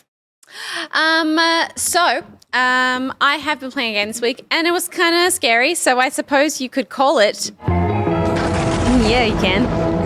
Hex's Horror Hijinks of the Week. Eastern European is Hof the Week. I'm just... the H's are getting more into my throat. The game that I played was Prop Night, which is one that I've been wanting to play for ages. It's This basically... was on your, you want to play, Yeah. wasn't it? At the Last year. on that video we made. Yep. Yeah. I think so, yeah. This is basically Dead by Daylight. It is exactly the same. It's four of you. Yeah, I remember that bottle in Dead by Daylight bouncing around the But there are four of you who are trying to repair generators to escape some kind of nightmarish encounter that you're having. And one of you is playing the killer. And you can play as different types of killers that have different abilities and stuff. And the sort of team of, I guess, victims are working to try and repair these generators without getting killed. And if you get captured, then you get placed in a chair. And the only way to get out of the chair is for one of your teammates to let you out. Dead by Daylight. Stephanie, I feel like you're breezing over the most important part of the game. Because that's the bit that I'm going to talk about. But Okay. I just want, for people who don't know Dead by Daylight, that's like the mechanics of the game. But also, I would like to say that I like that it is more kid-friendly in that it's like Dead by Daylight is you're captured, Hooks, rusty you hooks. put a rusty hook through your Well, back. also and hang it because in the character models are kids. children. If you're captured, you get put in a chair Yeah. and told Hold off. to think about what you did. Yeah, in Dead by Daylight, you are You're hooked. You are put on a fucking meat hook. It's gnarly AF. But I guess it also makes more sense that you're able to get away from this. Whereas when people pull you off the hook, you're like, yeah. "Nah, I'm fine. Oh, and you could try to get yourself Walk it off, off, and then walk it it would off. never that, Yeah. and then if you failed, gnarly. So yeah, in this, I don't know what I'm sure bad things happen to you if you don't get out of the. Get to the transforming dogs 5-day box. Okay, so the funny thing about this game is that you can change into any object. What? I thought that when I heard about this, that the killer could change into any object. So I was like, ooh, scary. You could be going into a room and the killer could be like a chair or something. No. Wait. And also, so in your mind, a chair puts you in a chair. well, I don't know. But like in a prey kind of way, like the enemy. like disguises prey. as I thought it was like prey. And I was like, oh yeah, that's super scary. Like how terrifying. And it also makes sense because the killer is usually some kind of like sorceress or thing that has magical powers. No. It's called prop night because the generators that you're fixing are prop machines which have some kind of scientific magic to transform you into any object that you... Science and magic do not coexist. They do in prop night. And so you can become... Any science significantly advanced is seen as magic. Yeah. And it's like, and it changes the Tantamount game, to obviously, magic. in a way that it's very funny to see a random shoe just like flinging through the room trying to So get... do you need to like pre-select what you are, or you can can become point anything? your cursor, Yeah. anything. So if you're within a certain radius of it, if you point your cursor at it, it highlights, and then you're like, I'm that, and then you're instantly that. Yeah, right. And you can be anything, any size, any sort of small. So Can't be a wall, can't be a structure. even if you're just like not trying to be an object and hiding in plain sight, you could just be a can and hide behind something. Oh my god! What the fuck? A proper spell. Fuck, full screen, Peter. That's Will. Why did It was BB-8? full screen. I don't. Maybe the microphones didn't pick that up. For your reference, Steph was literally saying, "If you want, you could just be a can and just Maybe. stay hidden in the background." And as she said that, one of the toys just moved and jumped off a shelf and landed on the bookshelf. Yes, you can like be really, really tiny, like a really tiny object, and just hide. But Does it have a timer? no, you could hide for the whole game. So I But then you imagine won't. but then you won't you get haven't generators. you haven't Yeah, you right. won't goal. achieve any Yeah, yeah. objective. Because- and also, if your friends are getting Put in captured- Cat and chairs. Yeah. yeah, you need to. If your friends you are need in to friend- timeout, you need to go save them. Yeah. So you're constantly kind of looking at that stuff. The other thing to consider is that I think An overworked grandmother. that's based what it on the size of the object you are transformed into is how much health you have. So if you are a tiny item, is. Oh, you can get stepped on. yeah, you're pretty much one hit kill. Whereas if you're like a canoe rattling through, I didn't leave a canoe there. Or Yeah. did I? Canoes are all then in the attic. You are obviously much easier to hit, Yeah, but you right. have more health. Yep, right. So yeah, it's very funny because you it's ridiculous for everyone because the killer is trying to just randomly stab like trees pig. and a pig toy or like a bottle or whatever. And when they turn into children, yeah, they sort of put them in a chair. But also you as like a person who's trying to just get stuff done are running around in a world where like a random, giant grizzly bear statue will go flinging past and then a guitar will go bouncing and you make a noise as well when you're in an object. Appropriate to that object? More or less. It's not like, it's not, There's no bear noise for the bear statue. Yeah. Because bear statues don't make bear noises. No, but if you're something metallic, you'll go clink, clink, clink along the ground. So that's the other thing that's kind of like, you can't creep when you're a cup. If you're a bouncing cup, you're going clink, clink, clink, clink around. That's fair. That's the sound a cup makes. What is a canoe? It's very funny. It's a very funny game. We should definitely play it because it's very funny. I think this seems like a cool natural progression because I don't know if you remember, I played. Oh, giggle it up.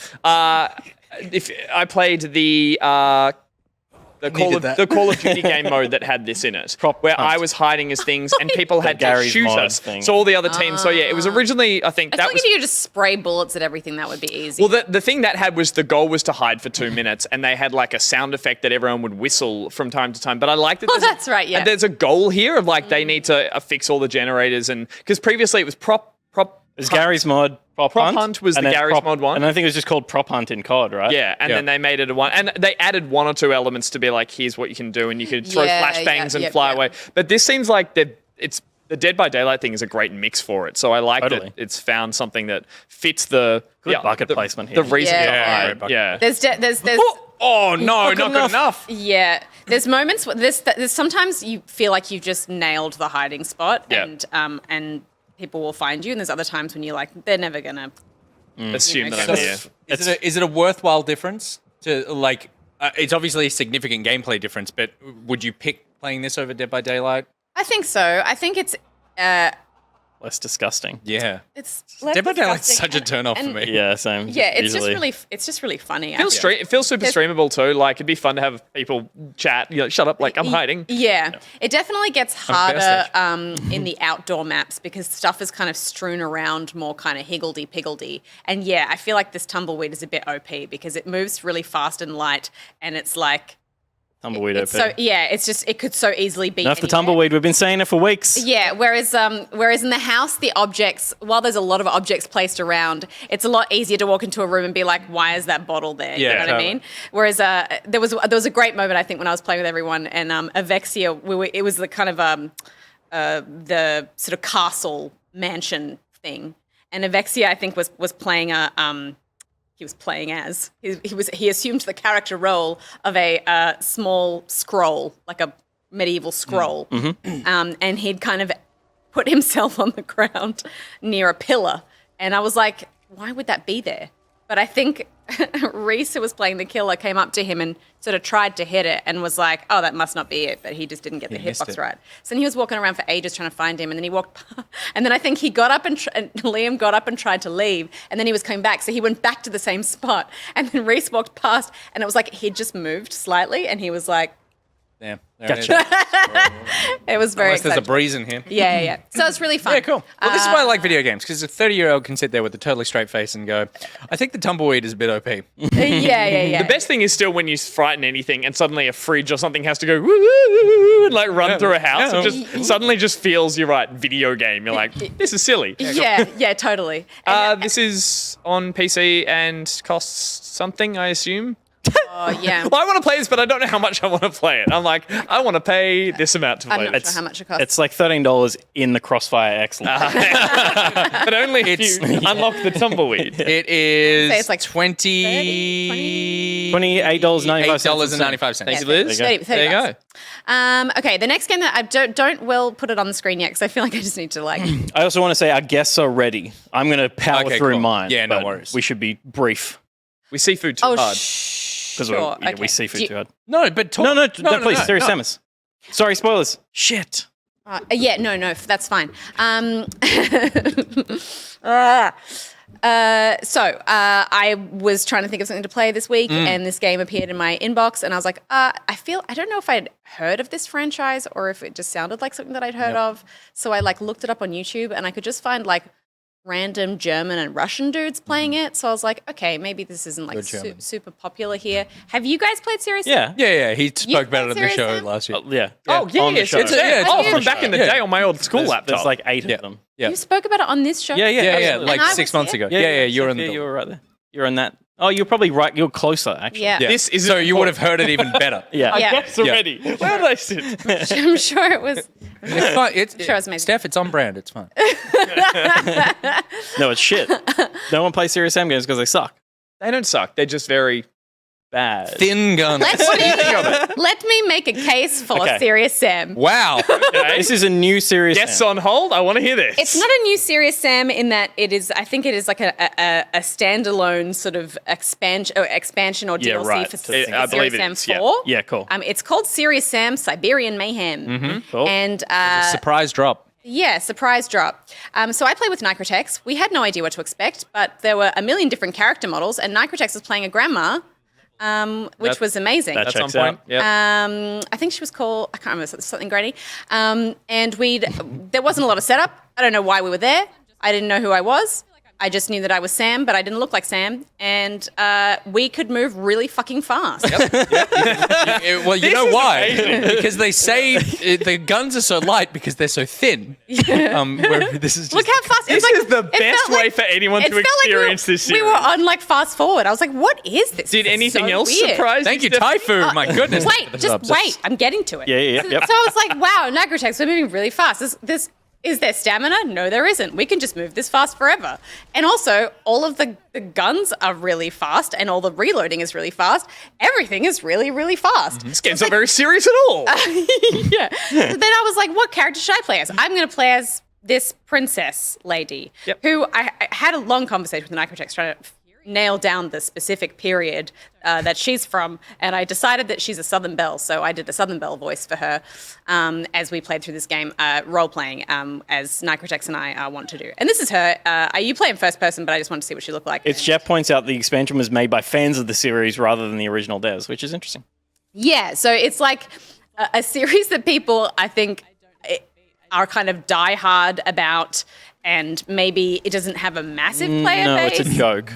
No, it's not a joke. Pete's just really anti. The Nintendo 64 version was funny and bad. But it was also well before And that. there's It plays like this because it came out in like the 90s, and it was like a Quake-based kind of shooter, and it had all those hang-ups from that style. Right. Which now they've gone, let's make it look shiny and new and still play like that, and people are like, I'm at odds at what I'm seeing here. Yeah. Like, I get that it's a joke. Did you have fun? Can you just let me talk about it? It was good. Go. It's like going into it and not knowing what to expect was just a weird experience because I was like, I understand that it's like Serious Sam is a play on words because it's not taken seriously. Yeah. But it's like it was a franchise that I didn't know anyone played except for when you talked about it, which was so entertaining and I really enjoyed it. It was actually And also, Did you point at me? Yeah, It was it's actually him. I just played it as a kid. and also, most shooters generally don't play in the realm of parody or some kind of joke. So you're like, Yes. okay, yeah, this is just a shooter It was that's like coming out. everything that has evolved, like everything that shooters have evolved to be, to make them kind of nuanced and balanced as an experience. It's like has been removed from this game. And I was like, is this what it feels like to be really good at shooters? Because that's what it felt like to me. Yeah, nice. Like, as I was having this experience, I was just like, I can move so fast. I land every shot, every time. I'm never, because all of the things that I'm bad at in shooters is remembering to reload at the right moment, dealing with recoil. Yeah, all the technical all of that technical stuff. And it was just like suddenly all of that was removed and it was like I was a god. And it felt amazing and very fun. And you were in like a vintage dress. And I was a princess. Yeah. So we kept on playing.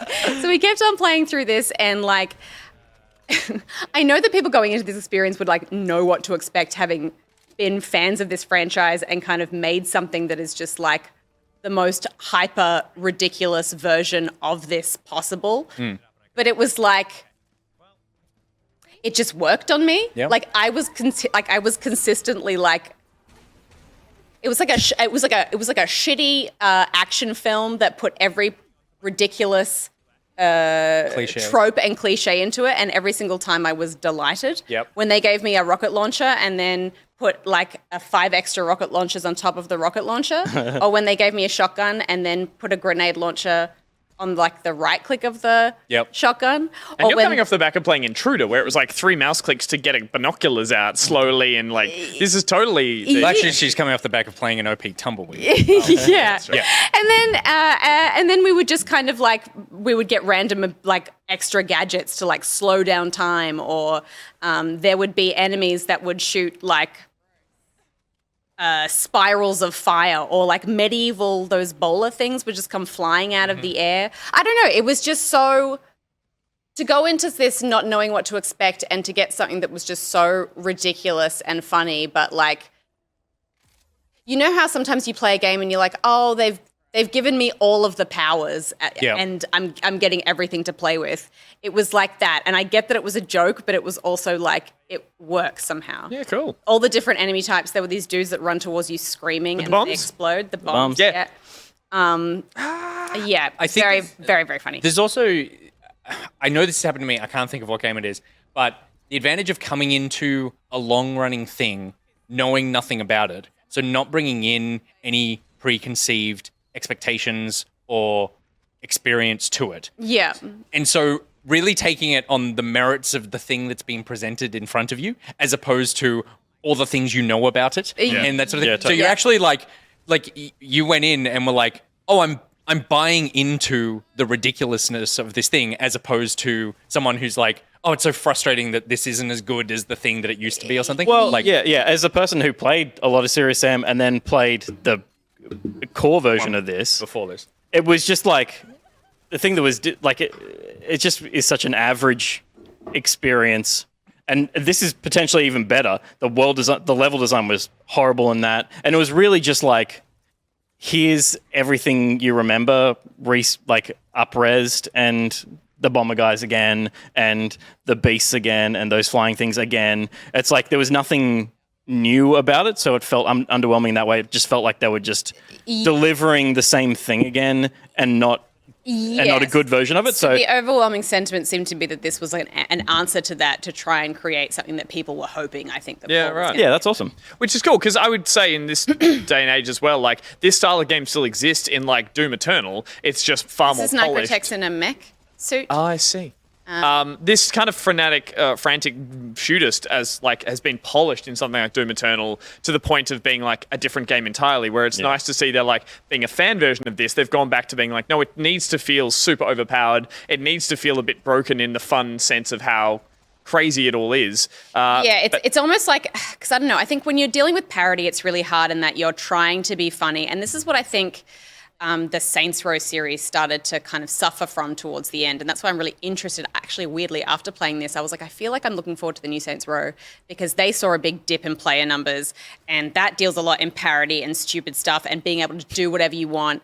And it's like finding that balance is really hard because it's like, it's fun, but if it's too stupid, people are like, no weight. Yeah, I'm not This is enjoying Duke this Nukem Forever anymore, now. Yeah. or like, this isn't funny because you're trying too hard to be funny. And I feel like that's such a difficult balance to reach. And I think this is kind of leaning so hard into the ridiculous stuff, but like kind of giving you everything to make it fun, while not at the same time. It's like, because I'm always on the lookout for like, if it's stupid and it's dumb, I'm like, is there going to be like dumb sex jokes in it? Or like, are they going to make fun of women in a dumb way? Because those things usually go hand in hand. But it's like Forever. totally not the case. Yeah, Duke Nukem. Totally not the case here. They had like, that wasn't part of it. And so I think the new Saints Row is going to kind of walk that line as well, where it's like we need to create something that's free and fun, but also kind of cool and has some limitations, but gives you enough tools to play and have a good time with your friends. And You're into the sillies now. I'm into the silly. I'm into like, co-op, kind of fun co-op experiences. This is us on our little ATVs, and then we start getting bombed from the sky. It was Your just, picks each week are getting wilder. Yeah, I am really pumped for just- next week it for was- what it's going to be. I mean, I don't know. I'm kind of open to anything now. Imagine what kind of game Steph's going to be in next year. She's going to be playing... She's going to be you with all your Aegis Sentinels and your Paradise Valleys. because I've been in those for years. She's going to be playing... You're going to be playing like Total War and like 4X games. That's the next You pivot. delved into Civ. No, That's just too silly. I will say, I just Dinosaurs and Skeletons in the chat said, okay, not only did an electrician turn up to my house unexpected, he was like, oh, back pocket. I've hit the trades. Good, we've hit the tradies. Cool. Pete. Very quickly, I finished Pokemon Legends Arceus. If you can call it finished, I didn't finish the Pokedex, but I finished the credit roll and then the post-credit roll end game stuff, which is always in a Pokemon game. But I didn't do the full Pokedex. How many hours? 38 hours to get to that point. Pretty solid for a Pokemon game. They're usually somewhere between like 35 and 50. And there were some, and I won't spoil the story, but there were some moments of big drama that are suitable for an open world, and some classic like kids cartoon twists in the story as well. Nothing brilliant. Did you go back nothing forward in particularly time? unexpected. Every character that I thought was shady. Every character that I thought was not shady was not shady. So like it kind of just it was. I think it's a great foundation for like a Legends series, and I hope they do a couple more and really nail the open world, because it is really disappointing. all Is the there- areas are just so bland. Finishing the story, as But- you were saying, is there a okay? Go back now and just enjoy it and keep playing. Is there that element? No, I think I played and Does it dropped off. offer you that though? Like, is that like at the Yeah. end? Oh, yes, absolutely. Yeah. okay, The right. game keeps going, and it's like and gives you end game content, like I just mentioned. Like right. it's more than the story. Yep. It's like, okay, here's some more things to incentivize you. Typically, it is go and find extra legendary Pokemon. That is the same here. I won't spoil what they are, but you do go on big hunts to go and find legendary Pokemon that have appeared around the world. But do you want not to partake? I caught all the legendaries. Yeah. Oh, I see. I just won't go and finish the Pokedex, which is like 250 odd Pokemon, and I ended up with 198 just by playing the game that many, is it? as deeply as I did. So I got most of it. Yeah. The X stands for 10. The X stands for 10. So yeah, between that and putting some time into Sifu and Halo and stuff, the only other thing we played this week, Steph, we played this morning was With You, which turned out to be a little tech demo thing, but I saw it was trending well on Steam. It's a free co-op experience, and I was like, we got to play this together because it's meant to be played by couples. And I hope that It takes two, buddy. yeah. I hope that it becomes something bigger because it's very short. It's literally just kind of like it really feels like an idea. But Yeah. it was like there's even like at the end you end up on a frame and it's like the credits are thank you to these 4 people and like it's like it was that small a game, but it's like it's a really cute idea of a cooperative thing where there's a triangle with legs and a hemisphere with legs and you work together to fill the holes. Snipperclips? Yeah, It's like Snipper Snipperclips. Clips. it's a lot like Snipperclips, but it's also just like I'm interested, and particularly with our next guest coming up, in people who are sort of devising new and unique ways to create co-op specific gameplay. Or new and unique ways to rip apart relationships. Yeah, totally. So I feel like it's one of those things that like would be really awesome if they kind of iterated on this in a lot of different ways and created something kind of bigger for like a longer classical music. experience. Is it supposed to be? Was it supposed to be just like Super short? this is a thing that I made, or Yeah, this is totally. a proof of concept that I'm? I think it was hey, I made this thing Okay. and it's free on Steam, and I appreciate the fact that you played it. And there, and maybe some, and maybe some. Yeah, feel and like, the New York Times goes in for 7 figures. Here you go. There's something in these hemispheres, I tell Well, you. I looked up With You and I came up with a Chris Brown music video, so I don't think that was it. Ooh. That looks cool. It's free on Steam, you said? Free on Steam. And you Okay, finished good. it? If you got a partner, it took us 10 minutes. Yeah, Yeah, it's really short. Does It's like, that say something about it the feels- relationship? it- It's like, it took us an hour. Like, oh. no, it almost feels like the tutorial Yeah, right. Yeah. of a full game. Putty Pals, another Aussie game that was similar, that had that kind of cool Yeah. co-op thing where you had to like help each other get there. Snipperclips and Putty Speaking Pals. of Aussie games, I was trying. starting with Party, where the fuck is Party Animals? No. Speaking of Aussie games, we'll be back with some people who make them after this short break.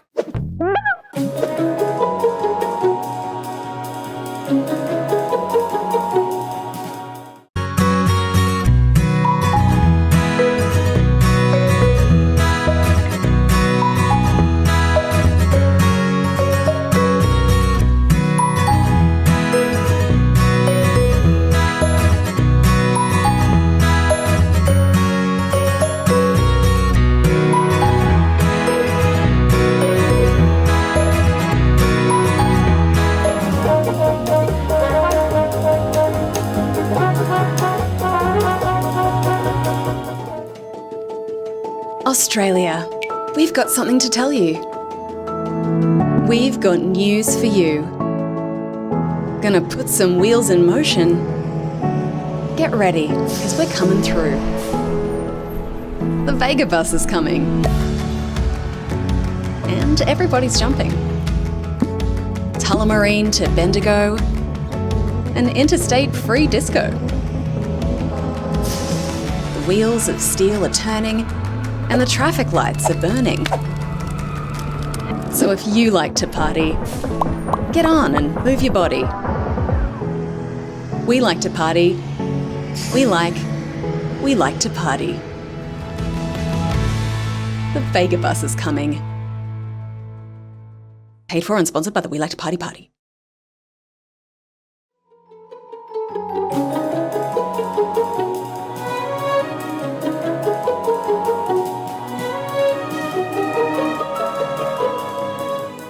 If you're a business that does online business online, then your online business needs Nicrotex. But don't take my word for it. Fuck. Meet Nicrotex. By utilizing carbon-bonded tritonic RAM processing nodes in conjunction with cutting-edge peer-to-peer pseudo-random phased accelerated digital intermodulation, we are raising synthesized phase noise efficiencies by 300%. We decoupled semiconductor modules using open-source RX oscillating nanoharmonic quantum discriminators that bypass traditional hardwired XML circuits to allow optimal backend SSL multi-byte enable BIOS classes. You can't prove that doesn't make sense, so upload Nicrotex to your servers today. Oh shit, he's getting in mine. Oh shit, no!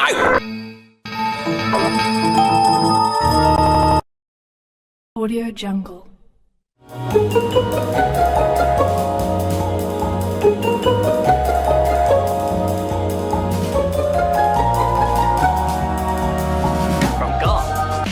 Dota dick, Dota dick, Dota dick, Dota dick, Dota dick, Dota dick from God. Dota dick, Dota dick, Dota dick, Dota dick, Dota dick, Dota dick, Dota dick.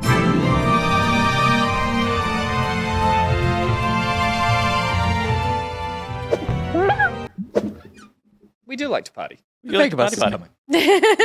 Well done, everybody involved. Thank you very much to YowzaB and Skirovik for your words from our sponsors, and of course Nicrotex and VegaBus. We saw those commercials there. VegaBus, the new commercial, just made, hot off the press. Hot off the press. Straight out of the government. The greatest thing that happened during that ad break was Gus saying to Nick, "Great script, mate." Yeah. Genuinely. And then I looked at it and it was like, yeah, thanks. They are the lyrics from the song. But beautifully performed, Stephanie. Wonderful. It's the idea, though. The idea. Yeah, the idea is good, but it's genius. Yeah. But all goes wrong. You and I can just make company ads, like government ads for failed engineering. Yeah, I tried to do a voice reel once, but they said that my voice is not like casually Australian enough. Oh, they fuck really love off. That. Yeah, they really want that more twang. Yeah. You don't Fuck sound, off. Oh, they sound like proper cunts. there it is. A very dumb thing to say. Yeah. I don't think it was like, and you can't be a voice actor. It was more just like the issue with the reads you've given us is that you like are too. You're not relatable enough. You need to sound a little more everyman. Like I Smile more while you read. I don't have a strong enough Australian accent, and I sound too like proper. You sound wealthy. That's the problem. You need to sound like you're fucking a pie. But the wealthy thing's good for like, we're going to spend billions of dollars building a tunnel that no one uses. That's true. I use it. I use a different tunnel. Oh, okay. I use a tunnel as well. I love tunnels. All right. Speaking of tunnels, let's get to them. They've been sitting there for half an hour waiting for us. We played Heavenly Bodies last week. We did. On the show. Gus had played it before. Big Stephanie fan. and I played it. Steph and Gus played it. We had a great time. We got along We tremendously. had that wonderful soundbite at the start about me being a sperm. Oh, yeah. That was good. We'll tell these guys Which I'm about sure it. is your greatest achievement as developers. I'm so sorry. Is exactly what you wanted to hear about your video game. Welcome, Alex and Josh from 2 Point Interactive. Welcome back, Pocket. Sorry for the wait. Hey, that's all right. Thanks for having us on. Oh, you're very welcome. First of all, look, we can't go past it. Did you wake up? Because Alex, the hair is phenomenal, and it clearly cannot be contained. It's having a bit of a day, but yeah, thank you. It's Nick, He's like, please don't draw attention to me. Nick asked earlier when we saw you on the call, he's like, is he in space? Is he in zero gravity? Is that the vibe you're going for? Because as someone whose hair has a mind of its own myself, I relate, and I am a huge fan. We're also huge fans of your game, so thank you very much for joining us. Josh, can you just tell us a little bit about the two of you guys and the studio that you've made? Yeah, sure. So Alex and I met back in uni. I feel like I've told this so many times, but we met. Just tell us a fake version. Just lie. Make up a cooler story. We met on a yacht. That's how I met all my friends. We studied together at RMIT in the games design course, and we were always kind of like tinkering and making stuff together on the side. And then it was only maybe I think 5 or 6 years ago that we decided to like start a proper studio and give things a go. And here we are today. And how did you specifically come to the idea of Heavenly Bodies? Was it like you kind of went into it wanting to make a game that, I mean, I understand you can play it in single player, but is kind of like a fun co-op experience, or were you kind of messing around in an engine and were like, hey, this is fun. We should build a game around this? Yeah, like it's take pretty that? much, it's like, yeah, sure. It kind of started off as like an experiment in how to just create a like humanoid body which could have like fully articulated limbs. So like it started years ago. Actually, we had some little silly prototype, and we just, it's kind of just one of those ideas that we'd had one day. Like we're both like obsessed with kind of motion technology and animation. Where it's like, all right, how do we make a character like with arms like this, move around and be able to grasp things and have like fully controllable limbs that is also semi-intuitive. When I say intuitive, like, you know, can all be operated with one control, or with a set of analog controls. So it all just went from there. And I think like once we like nailed this control system, it was such a kind of captivating thing to be able to like feel your arms and the agency they have in a zero gravity context. So just sort of expanded it all from there. Was the character always in space? Was that the idea? Because it's kind of like the freest expression of movement, I suppose. Yeah. I think like the zero gravity context like really enabled you to feel like the force of your arms, like, or like your actual exertion upon the environment and your own body, because we have this kind of like Newtonian physical simulation. Everything is one-to-one. Every action has an opposite reaction. And you can't really get that on Earth because gravity just keeps everything so firmly grounded. Gravity wrecks everything. It totally does. It does. It makes it like a delightfully infuriating, but also like exciting prospect to be playing with someone else when you're reliant on both physics and your ability to try and harness each of your limbs in this way that you have not a lot of control over.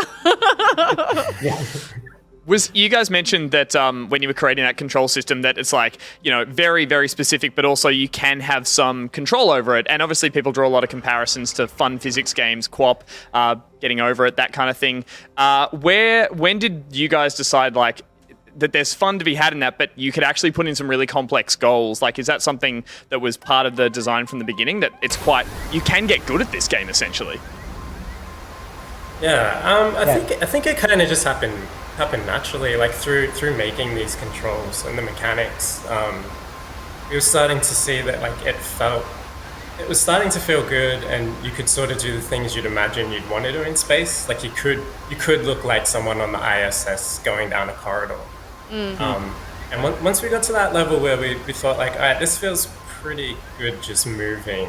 Let's see what else we can do with that. So it was sort of just like a natural progression of trying to add these smaller mechanics that kind of gave us the ability to stack, while also trying to remember that like in this game particularly, small things that feel like they should be easy are often like 5 times harder than it sounds. So it was lots of putting all this stuff in and then realizing that's just too hard and scaling it back to kind of land in what we hope is a sweet spot of like, it's still pretty hard. But it's a little bit right. That is the beauty, right? It's like I can see the lever.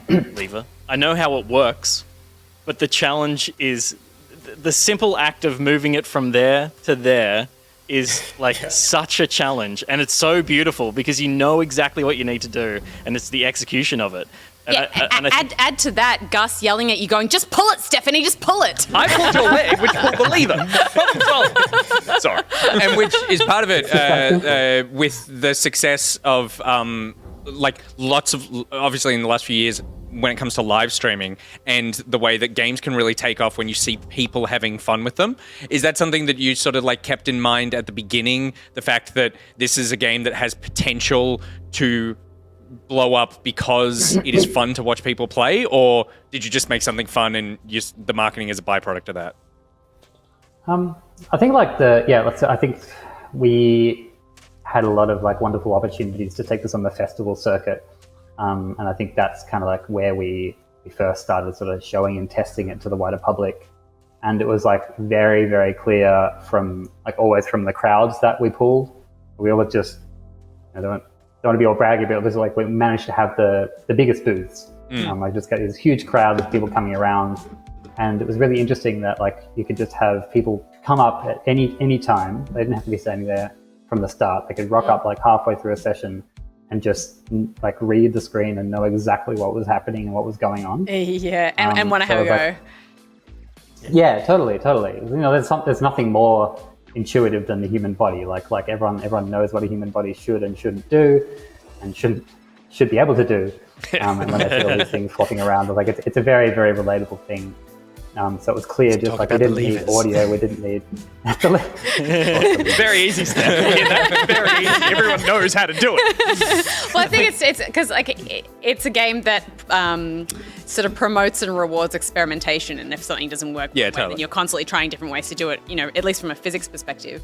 I love that it was popular on the festival circuit, but obviously in the sort of past couple of years, that's probably been difficult as well. And I'm always interested what marketing is like for indie games. Like, is that something that you kind of think about or involve yourselves in, or are you kind of focused on the art of it and then just putting it out into the world and hoping for the best? Like, I feel like in a world where everything is so much about clicks and likes and stuff, are you kind of involving yourself in that stuff a bit, or is it just like not fun? It's not as fun as making the game, but it's definitely something that we started to consider, once we got to the end of development, I think. Is that covered in your like RMIT stuff? Do they talk about that much? Not so much when I was there. There was a lot of like portfolio and kind of like freelance stuff. Yeah. As far as like publishing and promoting a game, they might do it now, but this was 10 years ago when we were there, so it was kind of like a different landscape with games. But like we were definitely paying attention to people's reactions, like you said, with festivals and putting stuff online. But I think just given the type of people we are, the art was always first. It was just really nice that the game lent itself to marketing. I think probably because, like we were saying, it's people recognize its space, they recognize the body, and I think it's kind of, the concept is pretty quick to understand, I think. It's probably helped us a lot. I was going to ask quickly, like, love how the game looks and sounds and plays, and I assume, was there a point where this could have turned into a very wacky, silly game, and you guys kept it very grounded, almost like I mentioned when I talked to the guys about it, like daunting. Like, I genuinely felt dread the first time I floated away. Was that an art design that you had from the very beginning? And if so, which one of you kind of led that, or was it that was both of you from the beginning? It's always been like a really weird like line to toe. I think like we had the initial kind of goal of making this kind of like quite a stoic, austere, like a serious game. We've managed to create this like beautiful movement system which can drive this like funny little astronaut. But like it was just like so clear, once we took it to festivals and once started people playing it, like people just laugh no matter what. And I think like there's just like something so funny about this kind of like fish out of water, this like pudgy little cosmonaut. People just from your perspective, were you making like a drama? And you were like, stop laughing. These people are dying. It was like that. It totally makes all the little moments are very funny, because the goal, as I said it's like the goal is serious. Fix this array, and then suddenly a little like you open a hatch and all the cameras go flying out the door, and you're like, hang on, why didn't we think of that? Yeah, well, I think that's what's so integral about to why it works as a game, because it looks serious. It looks beautiful. It looks like Tacoma or something. It's like the art is amazing. Congratulations, you've done a beautiful job. And and the way that it is lit by the sun, it's just like every frame is so iconic and very, very stylistic. But it's I think it is that if you tried to go too cartoony with it and lean into the humor of it with the rest of the design, I don't think that the humor of it would land as well as it does. I think you've really struck a wonderful balance. Was that a challenge, or was that something that was really obvious once people were laughing at it that, hey, this is working, let's just keep making more like this? It was definitely a challenge, I think. But from the start, I think the direction was to always try and keep this kind of stylized 70s kind of graphic look going on. Whether or not it kind of made the game funnier or not, it was just, like Alex said, people just thought it was funny no matter what. So we really just drilled into keeping it kind of gritty, kind of just trying to capture all the nice juiciness of you guys aesthetic. You guys totally nailed it, and I don't. Do we have control over this clip we're watching? No. Well, I would say the last thing that happens. This is some footage I had of floating away. The first time I totally lost control and I was caught drifting off into space. The last thing I could do was just wave. And so my character floated off screen and I just waved goodbye and I giggled at home by myself because I was like, this is so sad. But it was like a beautiful moment. So honestly, thank you. It's like, it makes for such fun little sweet moments. And one of my favorite things when talking to devs, and particularly indie devs, because you guys have so much, like, all the control over the game, is finding out the weird ways in which the game might operate that we may not expect. An example being that in Outer Wilds, one of my favorite games, when you jump, you don't jump. The world actually pushes away from you and your character is always staying still. Is there anything in the game that works in a strange way that you needed to, like, overcome that for us we would be like, yeah, of course, it just grabs onto the thing, but... Or that didn't work. Yeah, or that didn't work. That's yeah. crazy. Oh, it's so... I feel like everything is strange and everything You're like, didn't work. dude, It's you like, have no idea. This whole thing is just held together by fucking sticky tape. Like, The game is the metaphor for how they made the game. It's like, they were out of control. Hold my hand. You're drifting apart. It's totally like that. I think we tried to keep it as tight as possible, but there was, I don't know, there was just like these. I'm so glad we ironed out all the tiny issues in the end. But it's like when you're making a physics-based game, like particularly in this data tower thing that you're seeing at the moment, that we had this one issue one time where there was like a cable that was like stuck inside the wall, and because of this, the whole, like the entire tower, because it's all kind of joined as this one physical body, just absolutely like started to shudder and vibrate, and then just like collapse into a single. oh god. Oh god. Yeah. Twice as like terrifying. every day. Yeah, man. Sorry, did you say starter tower? This took me an hour to get through. Sorry, the data tower, the data. Data tower, right. It's like, there's more? Good, yeah, well, there's more levels. I feel like, because when we played this in co-op, we had such a good time with it, and I love that there is an opportunity for people to play through this together, and I guess find unique ways to work cooperatively to sort of solve problems. And I feel like there's a bit more of that kind of experience is becoming more popular now, and obviously with It Takes Two winning Game of the Year at the Game Awards last year, that's obviously like something that there's going to be more demand for. Have you kind of noticed that, or do you feel like that was something that you were really focusing on when you were making this? You want to fill it, Josh? Or? There you go. There you go. I don't think we had we just love making co-op games. I think that's something about the style of games that we make, which is always just being like conducive to a local multiplayer format. But like it's actually, I think we're like quite lucky to be in a little bit of a bubble of like kind of co-op game popularity, especially like, you know, with the COVID, of course, and all those people just like looking for something to do with each other.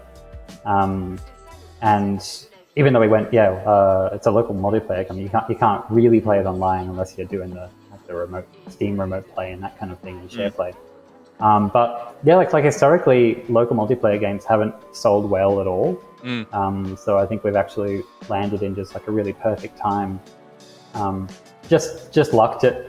Like I wish we could be more calculated than that, but I think it's just really lucky. That's how space travel works. They just luck it. Yeah, it's There's just nothing calculated about it, right? Totally. So this may be too deep into the relationship, but did being a duo kind of, do you think that may have pushed you in that direction of like in trying to enjoy your code together and realizing, hey, there's like we're playing in a space here that's really fun for us. I'm sure it's fun for other people. Yeah, I think putting a second player in was probably just the first thing we did in development anyway. Probably like day 1 or 2 into the prototype, it would have just been like, hey, let's play it together. Yeah. That's probably the extent of how it happened. We just really like playing games together. And yeah, like through development, when we did have to work remotely for a bit, I really did start to miss it. Like I really like playing it single player, but it's in multiplayer, it's just so much goofier, and you can showboat, or you can mess up the other person. There's just so many other variables that come into it. So I think it might just be our personalities maybe that just kind of seeped into it. And so then what's next for you guys? Like what do you have planned? You're supporting this? You're working on something new? Is there anything you can talk about? We're likely gonna keep supporting this for the time being. We don't really have any confirmed plans yet. I think we've been apprehensive to say anything. We're also just like need a break so badly. Like ship a gang in the middle of a pandemic is just like oh my god, I can't just it's so much. But we still love the game, and like there's still a wonderful community who's just like dying for more, which is we're so excited to respect that and do a little bit more with it. But then of course there's we'll keep making things forever. So we do love it. So there'll be more. And are you available to be bought for like $5 billion or something? If New York Times is like New York Times or Microsoft or someone come along? If you have an offer, that would be great. Okay, no worries. Yeah, cool. We'll hook you up. We'll put some feelers out. Guys, thank you very much for joining us. Josh, could you just remind everyone where they can buy the game and pick it up and play? Yep, so it's currently available on PlayStation 4 and PlayStation 5 through the PSN, and it's also available on Steam.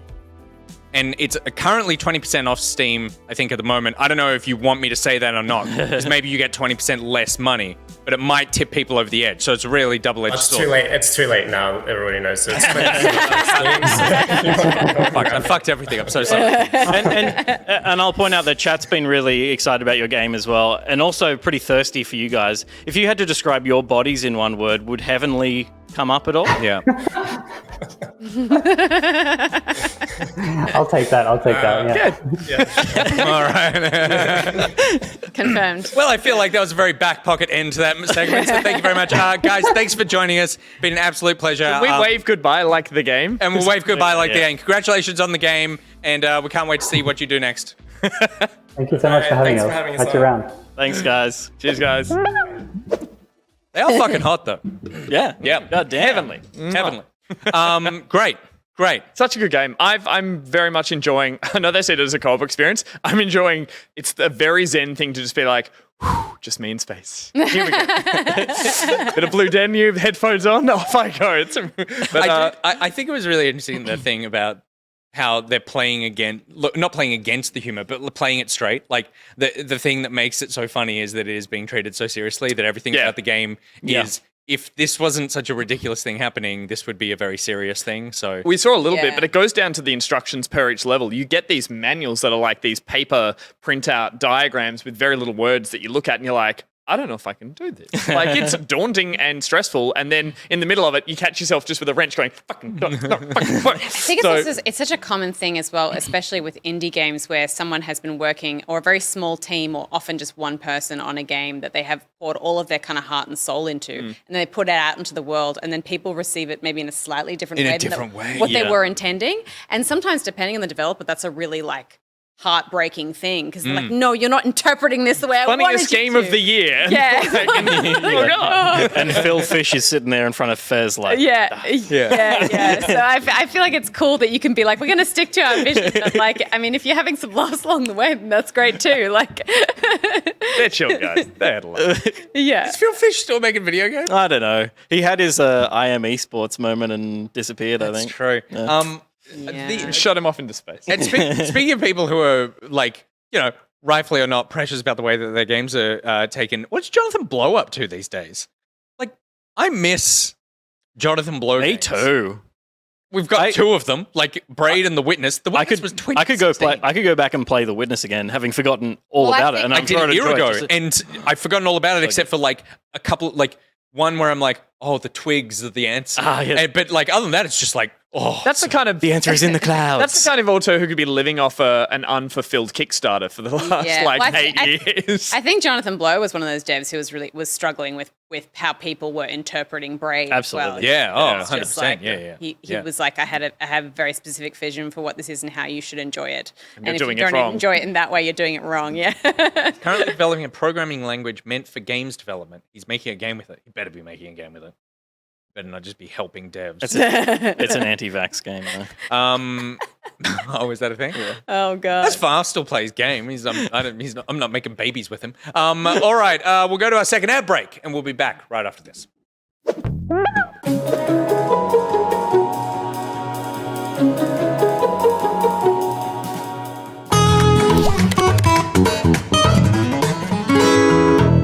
Hey, I'm Nick Nicrotex Richardson, and even though I claim to hate anime, I can't wait to tell you all about which barely pornographic video game I'm playing this week. But I can't do that alone. I'm joined by... It's Bryce. I'm here wearing my new Valheim t-shirt. I streamed Destiny last night. Vexia killed me twice. And I'm just happy to be here with my friends. And next to me... Here's James. And I'm really happy that I woke up with a recovered wrist from last night. What? Excuse me? I was drawing, guys. What do you think I was doing? Right, okay. That's not, what the fuck is wrong with you? Go away.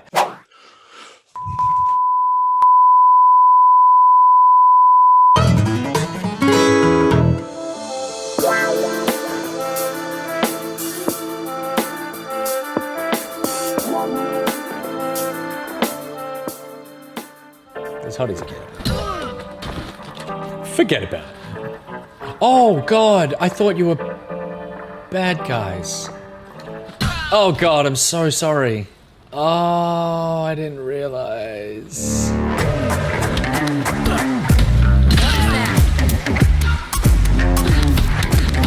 Oh, in the neck. Oh, I'm going to fuck this thing up. Oh, no. I miss clubbing. Oh.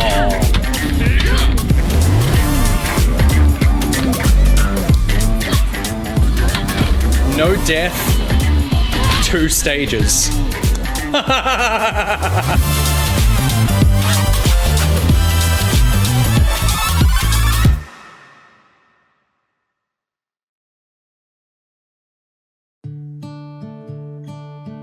know, my cousin got sick and the hospital bills are through the roof. It really got me thinking, if I ever got sick, what are we doing to protect our future and the future of our family? That's an understandable fear. And I think we should do one simple thing, and that's contact the Learn Programming Academy. Okay, I was thinking we would get life insurance. Get your exclamation mark Tims out in the chat, because over 1 million people trust Tim from the Learn Programming Academy to deliver high quality, quick and affordable tutorials on how to code. And they're all videos, so you don't even need to know how to read. I know I can't. But I'm worried about dying. We all are. So why not live forever by coding a robot to transplant your old, disgusting organs for fresh new ones while you sleep? I'm sure it's possible. I don't think it is. Well, that's because you're stupid and you haven't contacted the Learn Programming Academy. What the fuck did you just say to me? The Learn Programming Academy. You'll give it a C++.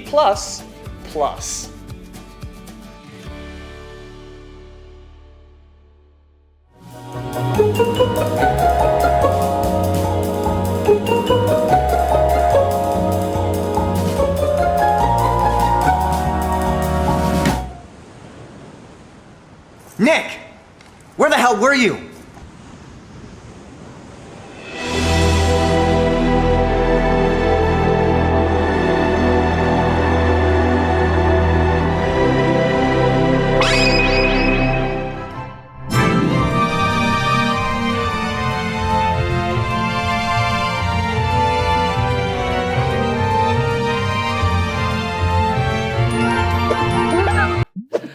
Oh, welcome back, and a big thank you to Coastal City and CamyCamera for your words from our sponsors. We saw their commercial for the Game Club featuring Sifu. Oh, we went from one divisive game to another. And thank you to Tim as well. Well, fuck Tim. Fuck Tim. He's sipping fucking mojitos on a beach somewhere. Hopefully. I hope he's having a great time. I hope he is as well. I hope he's surrounded by loved ones. I hope he's sitting around while someone yells out, "Does anyone know code?" And he's like, nah. Watch it burn. You're a coder. Massive thank you as well. Massive thank you as well to Wolsey Plays. Wolsey Plays gifting 10 tier 1 subs in the chat just randomly during the commercial break. Thank you so much, Wolsey. Oh my goodness. Wolsey doesn't play. Wolsey don't play. Okay, good. Let's move on now to the final segment for the night. It is the Shame Shave. You had crazy long hair. Yeah, you look like a psychopath. Like a great looking psychopath. Yeah, like an awesome. Yeah. Mike's live. Your hair was so long. I'm going back there. That's the plan. Well, you got to because they're going to shave you again. The Shame Shave is brought to you by Nicrotex. As is tradition, we read a tweet of Nicrotex's. This one comes from 7 hours ago. Ooh. Oh, fresh off the tweet press. Now I'm going to be honest. Yeah. I haven't read this one. I thought this was the start of the tweet. We're not into the tweet yet. No, this is a live This could be a live tweet. This could be a live read. This could be a cancelled tweet. This could be a cancelled tweet. Oh my gosh. Carl, what if he deletes it right now? Therapist, let's take 10 minutes each day to do some self-care, okay? Me. Yep, that's logical and sounds good. Brain. What if we just don't, though? Me. That's less logical and therefore even better somehow. That's true. Thank you very much, Nick Belling. What's his name? I forget the Belling.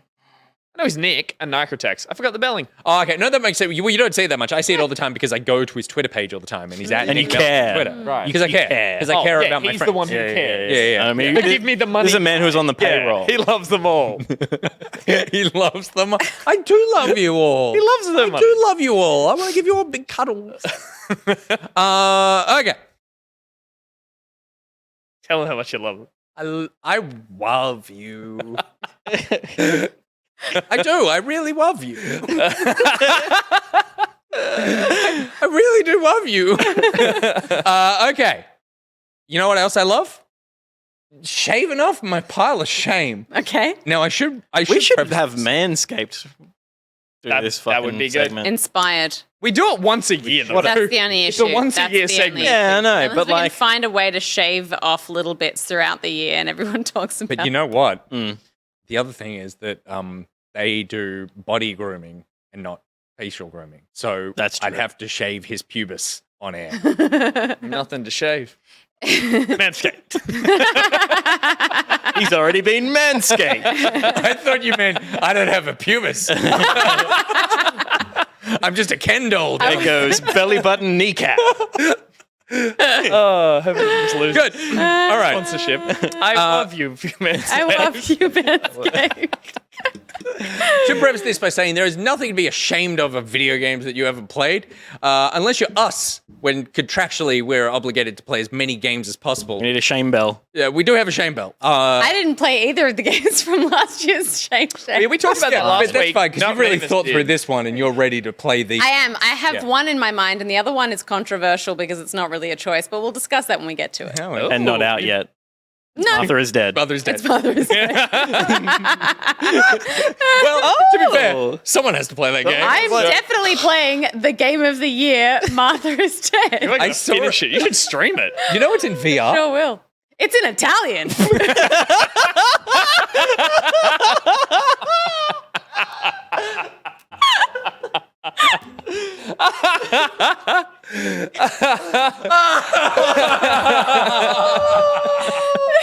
Oh my god!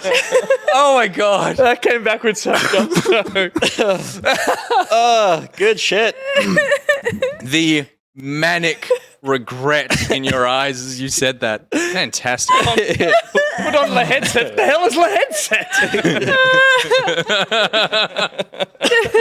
Great. Okay, fantastic. The Shame Shave is where we go through a list of games that we wish we have played and commit to Thinking about playing it. Commit to thinking about playing. Commit to, I would say, at least purchasing. I think like the fact that we managed to, and not everyone did, put two games on paper, digital paper, is commitment enough? Yeah.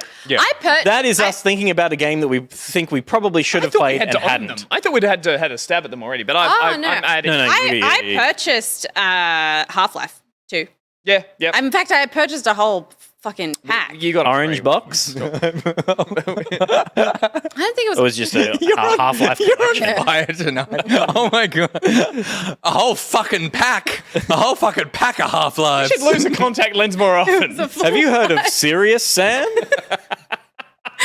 It's in Italian. It was a full life. I fully intend to play it and stream it. And I'm sure it will be like. Yeah, wait, what are we talking about? Half-Life. And I feel like that is such a crucial one. That are we still in 2021? Yeah. Okay. But I feel like we're not saying we're ruling out the old shame shaves if we didn't. No, I finish still them. really. No, you can go back to them. But you can't add them this year. No. These are new games. The pile grows. The pile of shame That's we're true. trying to shave down is currently growing. It comes back thicker and fuller each time. Okay, so Manscaped. the idea is that we ideally play this game this year and potentially on stream. And so, Pete, hit us with your first 2022 shame shave. Resident Evil 4. Oh, never played 4. You And have you the love ability 4 to play it in VR, which I would never do. I know, but apparently I'm really jealous. I don't have a Quest 2, and apparently people fucking love it in that. So I hate VR, so I'm not going to do that. I could play just classic, but there's already rumblings of a 4 remake. Yeah, I don't think it's coming this year. If it comes though, because they could surprise us, but one of the senior developers on Resident Evil 4 was asked about it in an interview and said, "Oh, it's great that people are interested in seeing that game again. Obviously, Resident Evil 2 has had a HD remaster and stuff, and getting to remake 4 would give us an opportunity to put a story in it." The guy that wrote it was like, "We wrote the story in 10 hours." It's so slapped together. I can totally get it. So he's like, it would be cool for them to be able to go back and almost Final Fantasy VII remake it and go hard. And Leon turning up in an Eastern European country going, "I'm here to get the president's daughter. She's been kidnapped." It's like a time crisis cutscene. You're like, what's going on? And it goes off the rails. But that's a good one. The only thing I would suggest is find it on the most recent console, because I bought it on PC. Yeah, right. I bought it on PC to play before Resi 7. I talked about it on this, and the controller mapping and graphics settings and everything was dog shit. And that was on Steam or GOG or something, and it was terrible. So I would try and find if there is a console. But I might play it with a mouse and keyboard if I play it on PC. I don't know if it plays well like that. It's tank controls, or it's not tank controls. Anyway, it has some problems with controls. Look into that. Okay, good. It's good. You got the Gus tick of approval. Gus. Here's another thing I'm going to give the tick of approval. I teased it earlier, but I'm going to finish Far Cry 6.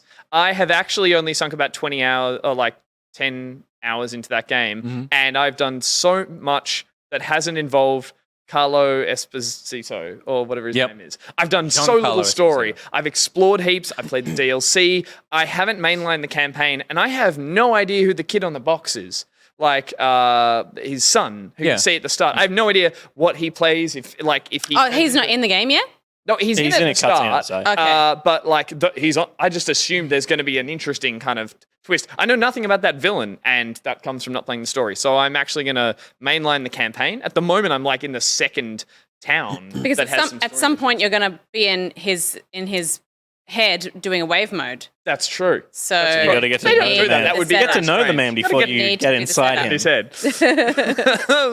Make butter with him. I feel like I could just mainline story missions, but it is so easy to go off the rails on that game and find other things to do. So I think it'll be a challenge, but I want to get through the actual campaign. Because I finished 4, I finished 3, I didn't finish 5. Have you played much content around the sausage dog with the little wheels? Yes. You get him as a companion, but it's a distraction to go and get him, to use him in the missions. It's just like a side on. He's one of the amigos that is part of just a gameplay system. He's not like a story-based sausage dog. Interesting. Good to know. Yep, that's You got all first the one. information you need. I'm good. I've still got all installed. I got really excited the other day when I booted it up, and then I went straight to the I love testing. that, and I will allow it, but that your Shame Shave is a game you've sunk 20 hours 30, into. probably 30 Yeah. hours. None of the campaign. No, I get it. I get it. It's that stuff. Mine last year was Assassin's Creed Valhalla, which I still, again, really, really want to play. Yeah. I'd played heaps of that. Well, not heaps.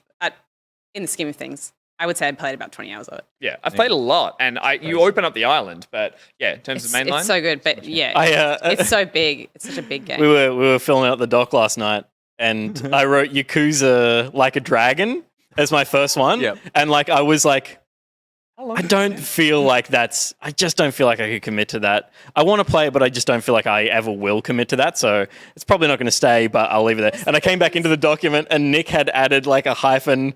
You're never going to happen, Pete. How many hours is that game? Yeah, because it's like at least 40. Yeah. So Well, you don't have to play the whole thing.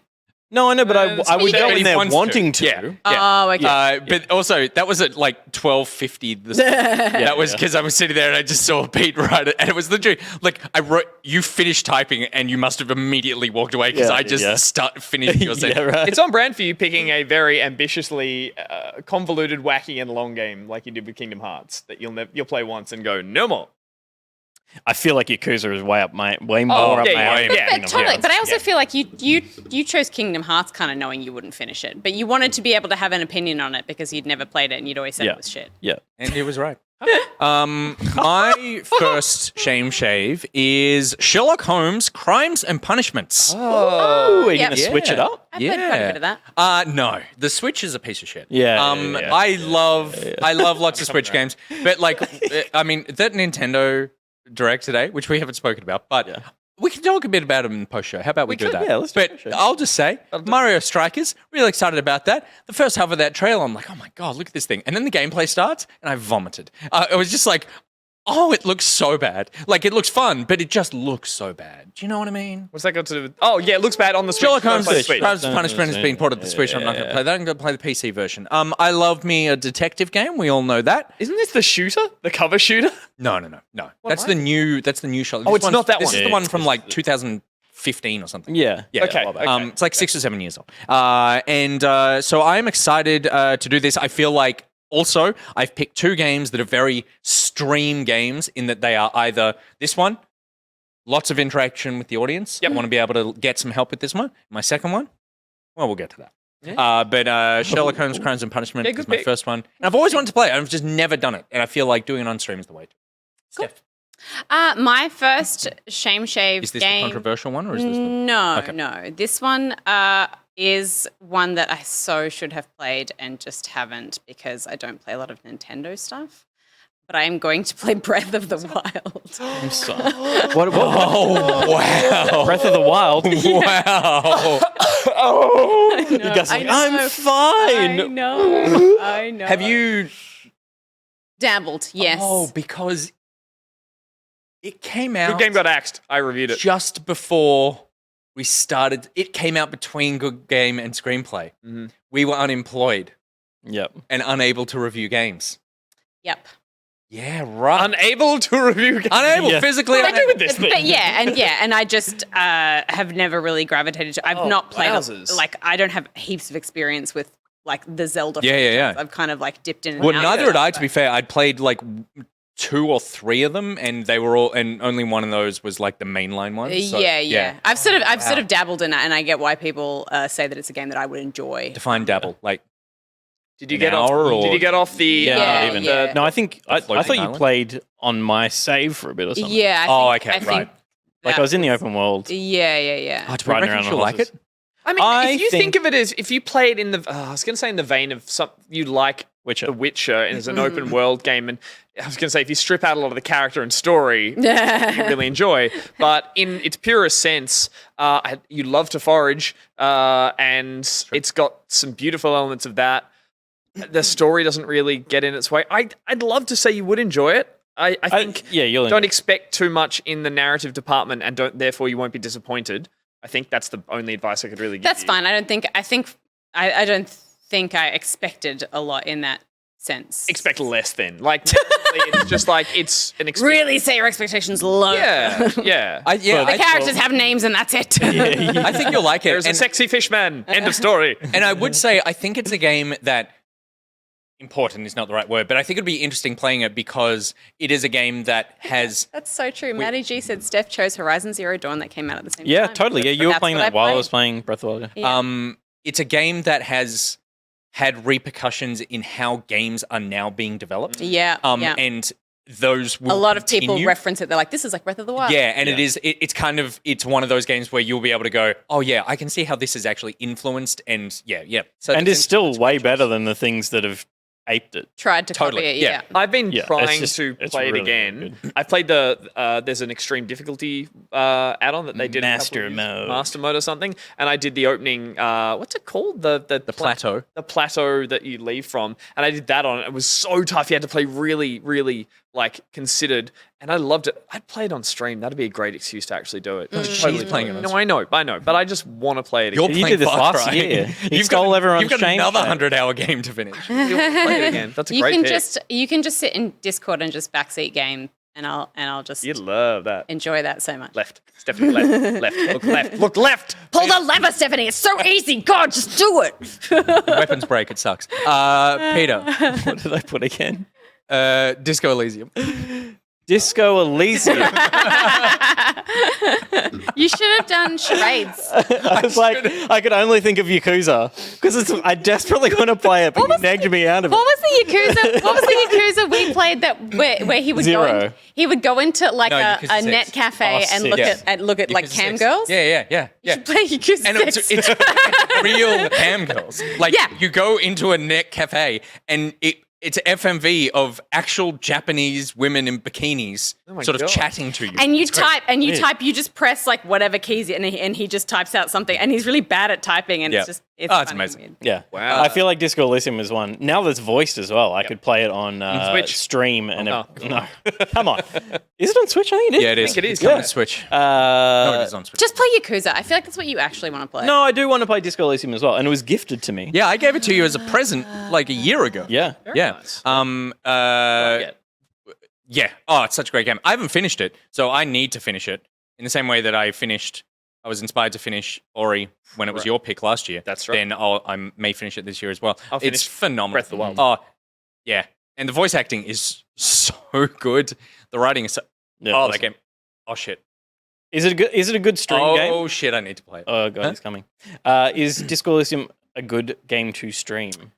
Or is it just a lot of, like, sitting and listening? It is I think I could sit and listen with chat. It is a lot of talking and Yeah, a lot of listening, but in the same way as, like, a visual novel, if because it's a good story, it will suck people in. So I think I think it's fine. It's not like, I think it's a good pick. It's a good pick. Great. Oh, it has stream integration for, like, Ooh. dialogue choices? The only thing I would say about that is 77 that thing. like because I did that with I'm Life is okay. I'm Strange. okay with having the Handing over story control. hijacked. It's not that. It's more that it just adds extra time because it's like, okay. okay, now the audience is voting, and then here's 60 seconds for them to Right. vote. Yeah, and it's like you're Can you kind of still just veto sitting most there. of the time? You can be like, no, You totally can. It just gives you a percentage. It's like the audience Yeah. has voted this Like, many what do they want? for that. What's but it was the just opposite like, of that? I wish I could have.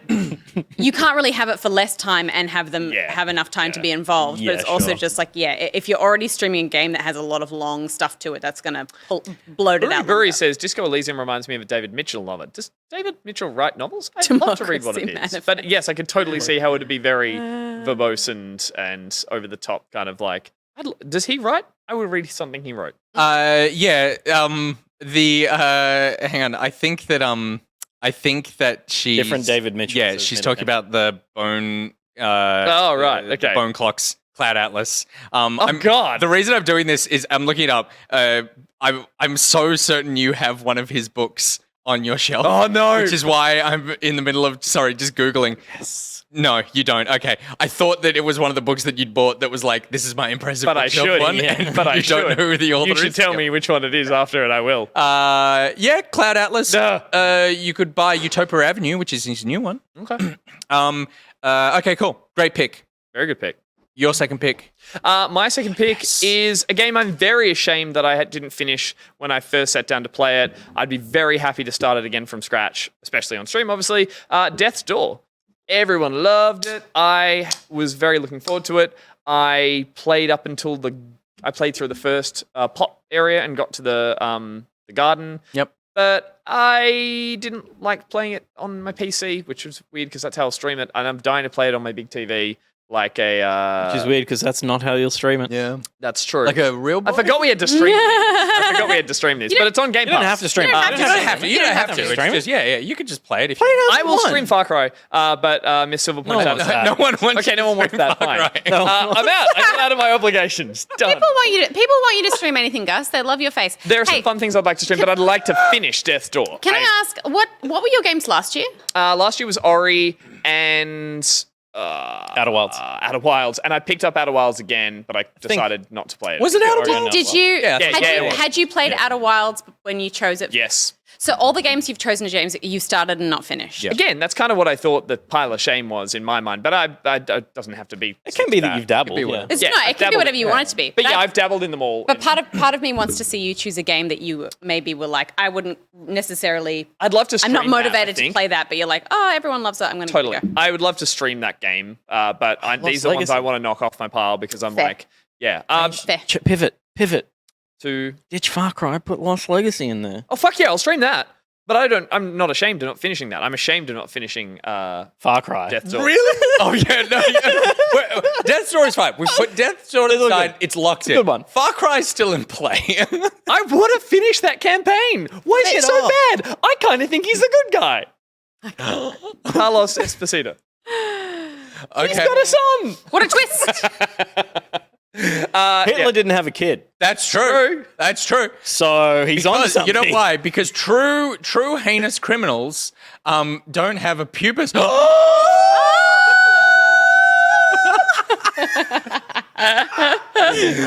Again, not the trained performer, but wonderful. Okay.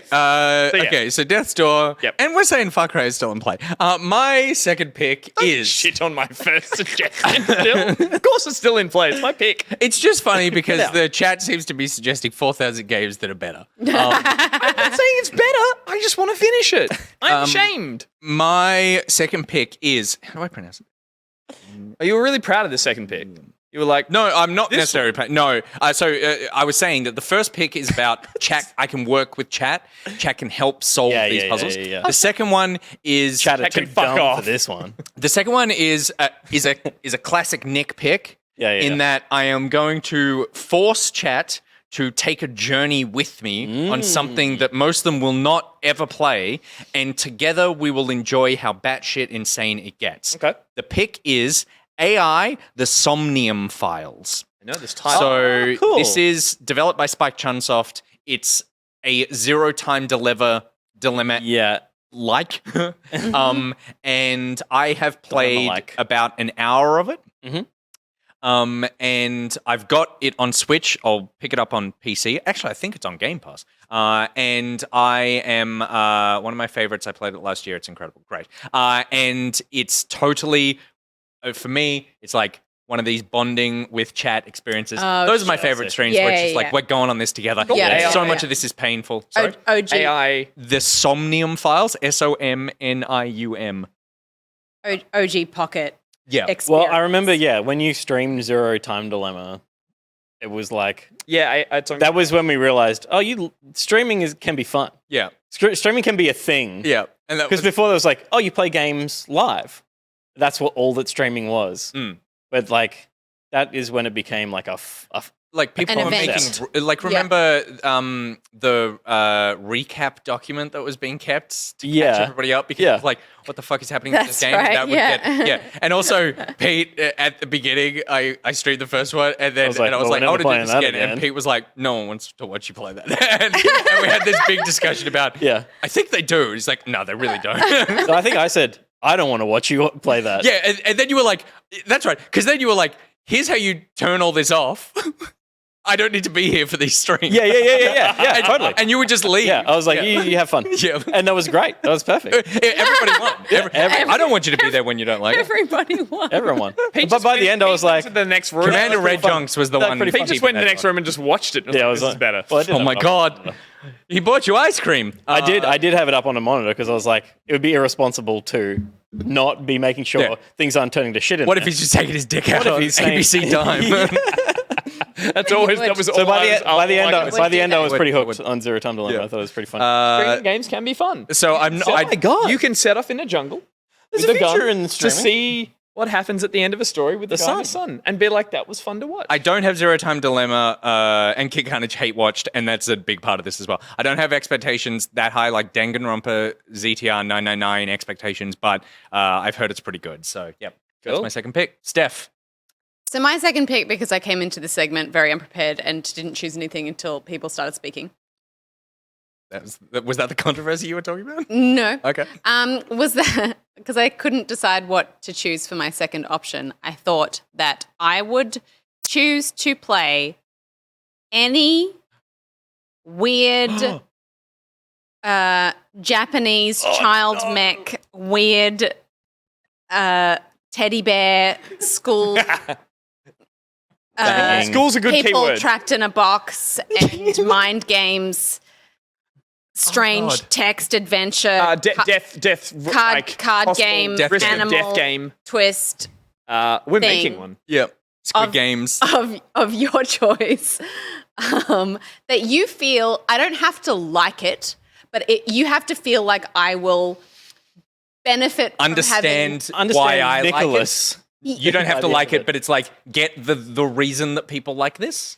Yeah, I guess like come away from it being like, look, it's not. I don't have to enjoy it, but I have to have like gained some life experience. Oh, you won't or enjoy something it. from it. I know you're asking. And you don't have to pick it now. You can like pick it later and be like, if I'm like, hey, I'm looking for something to play. I think it's 999. Okay. What's that? So it's the first in the Nonary game trilogy, Rough Puff. which is Zero Time Dilemma was the third one. Rough Puff. Steph has got to play 999. Yeah, I think it needs to be that. Mido Fanfare, I would have said 13 Sentinels, but even I think that the combat is bullshit. Like, that is not fun. And Steph will hate it, and you have to do it constantly. I hated it. I despise the fact that I had to constantly play that stupid fucking mech game when I just wanted to watch people fuck in those mechs. So, yeah. But I think 999 is the one, but I will think about it. I actually streamed a little bit of it at the end of a stream that you watched. You were playing Destiny, and I... Oh, and I was chatting? Yeah, and so I played like an hour of it on stream after something else. I think that's the one, but I'll let you know. I know you were suggesting one that you've played or that you think would work. Did you ever get around to World's End Club? I played a little bit. Not yeah. great? No. Oh, okay, right. So yeah, that was mediocre. They had some similar vibes, but didn't obviously execute in the same way. I just thought of the funny ones thing you about haven't played. all these games is that it is a really fine line. Like, there is all the bullshit that comes along with them that you have to suffer through, mainly the dialogue. Like, the stories are usually great. The dialogue is just painful. But it's a really fine line when they start adding gameplay. It's like, we're not here for gameplay. We're here for puzzles and story, Dialogue but we're not here for like. And if it's a story puzzle, Yeah. Oh yeah. oh, you I got think it. that's the main barrier for me is a lot of the time it's just like I get so distracted by all of the like text dialogue reading and stuff that I end up kind of trying to do something else. The other one would have been Danganronpa, but because that is a fucking I think classic. I've actually played a bit of Danganronpa because you were talking about it so Yeah. passionately, and That's where bear comes from, right? That's the bear. The bear, yeah, but, yeah. But it is just a text adventure. It's like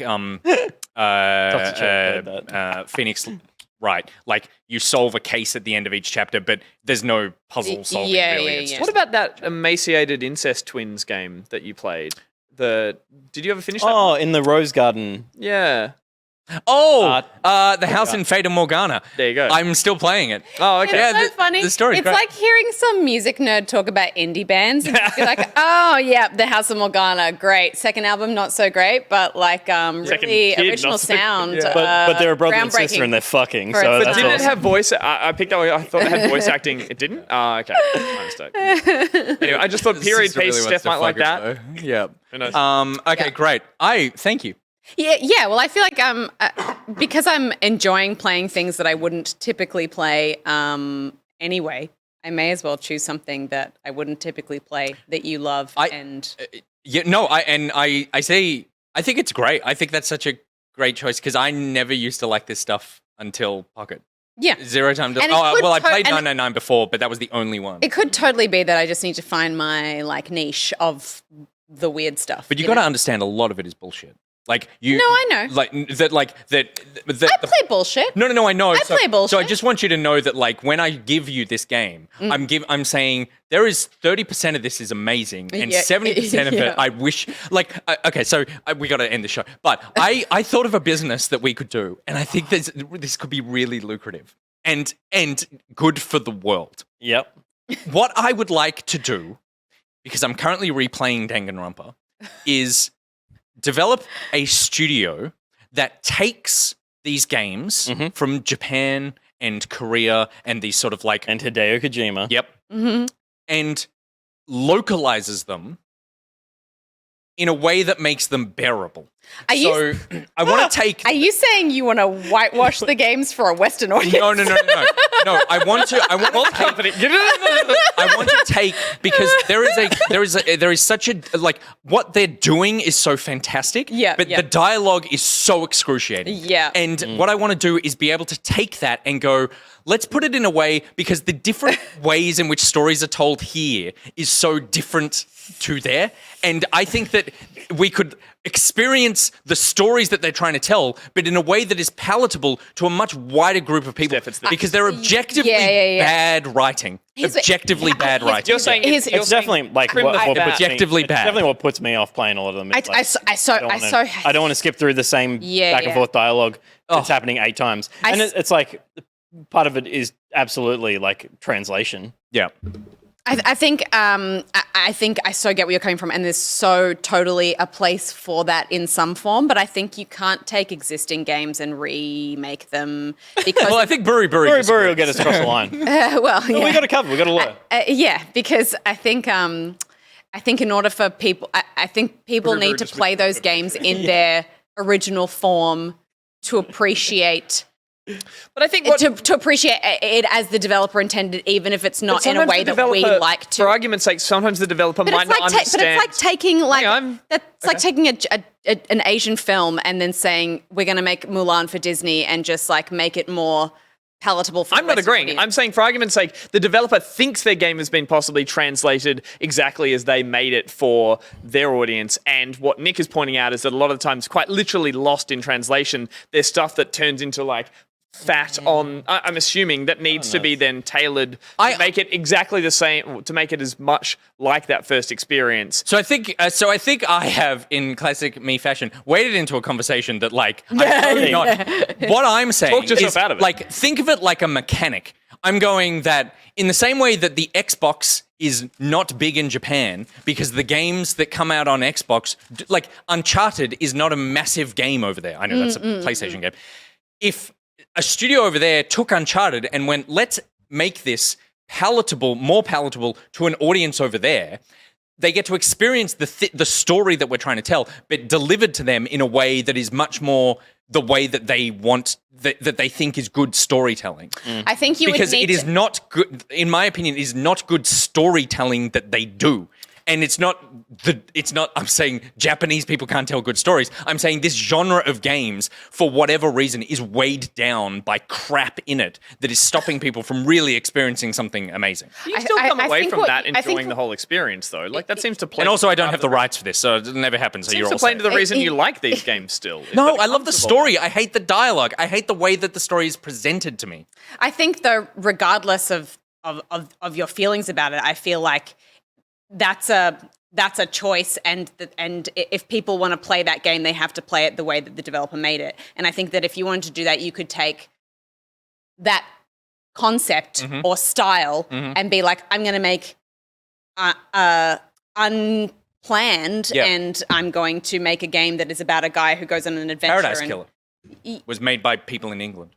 Yeah, And it's the kind of thing, yeah. And it couldn't be similar enough that you're kind of ripping it off, but you could take a concept and be like, I'm going to tell that story the same way. I don't think you could just repurpose the same game. Nick, so it's a no from me. So then, just saying, the last thing I'll say, and then Pete, you can, is that I understand, and I see all the people like dig up whatever. Yeah. In that, most of the people in this chat do not play those games. And there is a reason that they don't play them. And I reckon that, I'm not saying replace them, I'm saying make a version that is more accessible for a wider group of... Steph is literally saying, I do not play these games because they are so off-putting to me, but I'm going to see what it is. And so I'm saying, give a chance for that to happen. Yeah. In an ideal world where... And I think that I totally see where you're coming from, and I think that is...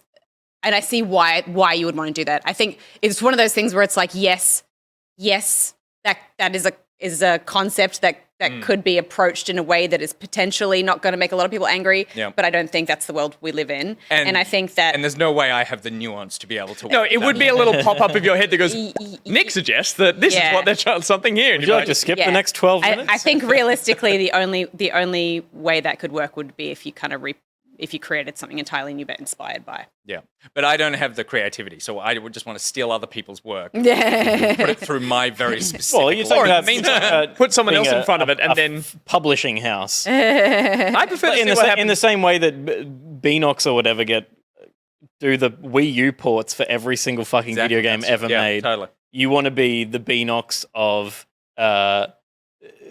more concisely translating those wild Japanese stories into a Western story. Either way, I'm structure. enjoying waiting to see Steph's reaction and then Steph's reaction to Nick of the suggestion and the excited. Conversation that ensues after that. I also see a lot of people saying learn Japanese, and that's not going to happen. So, I don't have time to learn Japanese. But is it a cultural thing? Like, is it actually that it's direct translation and that in Japanese totally culture, it's like about. it is just a lot of repetition I think it's and a lot of totally like a cultural thing. I think it's just stoic dialogue. Because the art style is different. Sorry. Yeah, no, I mean, I see similar things in some of the anime that I watched as a kid that were translated into English. Like I see the same thing in Dragon Ball Z, which I thought was fucking hilarious when I was a kid, in that it took like a full week's worth of 20-minute episodes to summon a spirit bomb. Yeah. It's like, get to the fucking point. Well, right, even creatively stuff out of dialogue. That was the hype, man. Yeah, like that was you're right. the There's storytelling. storytelling cultural things like watching Evangelion and stuff. It's like there's differences in ways that this is paced and this is that characters choose to say things here and there. And so I think, there is a cultural element to it, which is Sure, there is. I would say just the way storytelling has evolved there is different. And I think the way art is, there's always a very specific art style that is obviously preferred, in Asian countries as well. So there's so much playing into it. And I totally get it. It's like you want people to experience the good parts of these games and they're not because of the way that the story is told. The problem is that I think in changing it, you are sort of saying that in order for people to be able to enjoy something, you have to do it the way that we want. Yeah. And that is... Yep, I hear think that. where the problem is. So I totally hear that. And... but I totally can hear, or we pivot and can I recommend a little game called Far Cry 6? Oh God. Just saying. Now that's a game that everyone can enjoy. Yeah. We got to end the show on that.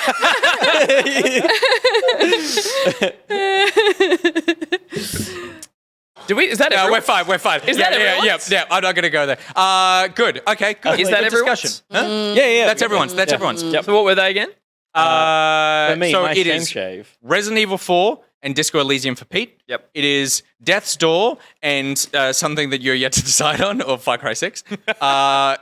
Sherlock Holmes. That's from fucking the new Ace Attorney game. That's that character. Sherlock Holmes, Crimes of Punishment, and AI, the Somnium Files. Yep. And Steph is playing Legend of Zelda, Breath of the Wild, and potentially 999. Shit. Which is fantastic. Both experiences I would love to watch you stream. Because, again, backseat for Breath of the Wild. But Breath of the Wild is such a big game. I would not stream that because I just want to sink into a couch. Isn't Jen streaming it at the moment a lot? It totally would be streamable, but I wouldn't It's want such to a play wonderful- for the first time. Breath of the Wild. Yeah. It's kind of the game. Oh, Jens is playing it at the moment. I think so, a lot. I just want to see you experience it. That's all. What a Jens is also going to teach me how to play Rainbow Six Siege. Oh, just so fucking good at that game. Yeah, she's very good. Yeah. It's so cool watching her play. All right, you know what else is cool? That Shame Shave card. No, that shirt we made. They put the button on the end of that one. The sponsored by Nicrotex. Thank you very much, Nicrotex. I'm sorry that I associated you with my terrible ideas. The idea that is not terrible is the shirt that we've made for the Patreon, and that is being delivered to people incredibly shortly. Do we have a picture of that shirt? We don't. No. It's on our socials at the moment, but I do need to remind people who are eligible to receive the merch item for the last 3 months. So that is November, December, January. That there is a form in the Discord to fill out. It's also been sent on our Patreon wall, so you should have got an email about it as well if you are eligible. We still have over 20 people who have yet to fill out this form with their size and address, or maybe just size. We have address from We've got addresses Patreon, from yeah. Patreon. And we've emailed them? Yeah. We've emailed them, and there's been a notification in Discord. This is another notification on the show to fill that form out. If that form is not filled out by Sunday night, we're just going to send you a large. We're trying to cover all bases on that one. So we'll send you a large t-shirt if you have not filled out that form by Sunday night. So please, please, please do that to make sure that you get the right size. Of the right design, which if we don't have an image, And that's for the shirt that's coming up next? Correct. Yeah. Yep. Oh, wow. So that's the one shirt. entitled Stop It. And that's you standing over the grave of Martha is dead while the three of us cackle at you as little game avatars. We'll put the post up on socials. You can have a look at it there. And yeah, if you're eligible, send us your size or send you a clock. Yeah. Oh, that's right. That was good Gus's idea, The which is clock. it's actually a great idea. Probably better. It'd be better than a large. You don't get that size. You get yourself a clock. You get yourself a clock. But you don't get the design on the clock. No, you don't get an interesting clock. You just get a clock that says, yes, it's time to fill out that Google form, which is Gus's suggestion. And it's just white. It's Arial text on a white. It might have us disappointed on the bottom. It'd like be in so some good form. if The clock is expensive, but so is you learning the lesson. the price of teaching this lesson. And also, so is Ben's time. Yeah, and absolutely. Ben is the one putting all this together. So let's make it easy. for Kid Big Ben. Carnage, not Comic Sans. It's in papyrus. It's going to be Ooh. written Oh. in fucking papyrus. It's a avatar. Oh, that's a hate crime. It would be so great if we could just send them a notebook that didn't cost $1,000 to I know, post. it's so annoying. Socks, $60 a piece. It's so ridiculous. All right. You can get that merch by heading to our Patreon, patreon.com/backpocket. To join a tier there, head to backpocket.gg for links to all of the stuff, including the store, where you can put Nut Chat on a clock, and there's links to the podcast and all sorts of things. The Back Podcast is on every Monday, 10:30 a.m. on this Twitch channel. We're getting a new guest every week. It's been great. We had Shannon Grixty from Press Start this week, which was a fantastic episode. Last week was Ruby Innes from Kotaku. Who's on Monday? I don't know. And I mean, we actually don't know. We've got to figure that out. We've also been doing really cool game plan videos where we release a video on TikTok every week. YouTube Shorts and Instagram Stories as well. Yeah, all the places where you watch videos like this. Yeah, we made them long, and you guys were like shorter. So we cut them down, and you were like, still not short enough. Skinnier. So we took off the edges. Out. We made short, Are you happy? long videos, and they really cool videos that tell you all the games that are coming out that week. So I use them. I was like, I should play something, and I checked it. That's how you found out about Crossfire. Yeah, Yep. they're really cool, and I would say shareable. Yeah, they're very shareable. Share them. Steph and Share Ben are them doing all a the great job on them. I love them, and it's very exciting to I'm thinking see about doing it on green screen. all the accents you do. Oh, really? What do you want It's to put behind necessary. you? I like your room. You want to make more I work just- for someone. I That's just- what you want. I just feel like I don't. We'll We'll sit have there this going, discussion later. I I feel like the fuck do I put this visually, background? I'm not happy with it. we'll But- keep a green though behind it you, looks and great. people can key it out. Well, you can tell us your ideas, and we'll talk it over. On green screen, we could bounce you all around the screen. We can put you in the game. That's Will's phone. Oh no, that's 3 reasons. We literally do that for the 3 reasons video. Put us in the game. Yeah. Me without a shirt. That's it. All right, good. A massive thank you to the mods for making sure that everyone behaved themselves tonight. Everyone in the chat was great. You did a great job, mods. Game Club. Why am I reading Game Club? The mods are Gat, Syntax Error, Kit Carnage, Lizalia, Sith Cat, Phoenix the Lion, Disturb 778, Jax, Caboose, and What the Shark. And a massive thank you to all our back pocket patrons who helped make this show possible. Literally, we would not do this without you. So thank you very much for all your continued support. And a big thank you to our top stitchers. You know who you are, and we're going to say who you are right now. Write it? I didn't. I need to rewrite. I'll rewrite it next week. But Freestyle it. fuck, that's Steph. On tonight? It's hard. Sometimes I don't know anything about these people other than they've got knees, and so therefore it's Oranishi. And next? Mason is not of the stone variety. Is not of the stone variety. Or of the Nathan variety. Talk about that stuff. Give me the next one. Hey, Jazz Lips, Slowpunk. And that's some sort of pirate bee, Akarash. Going great. Akarash. I'm so glad we did this. That's the sexiest one we've done. That's someone who is potentially and he's not talking about the logo. To Twitter for harassment for trying to get me to raid. That's Avexia. That is that Nicrotex robot who apparently prepares for the show better than we do. Yay, Nicrotex robot. Don't forget about Pete.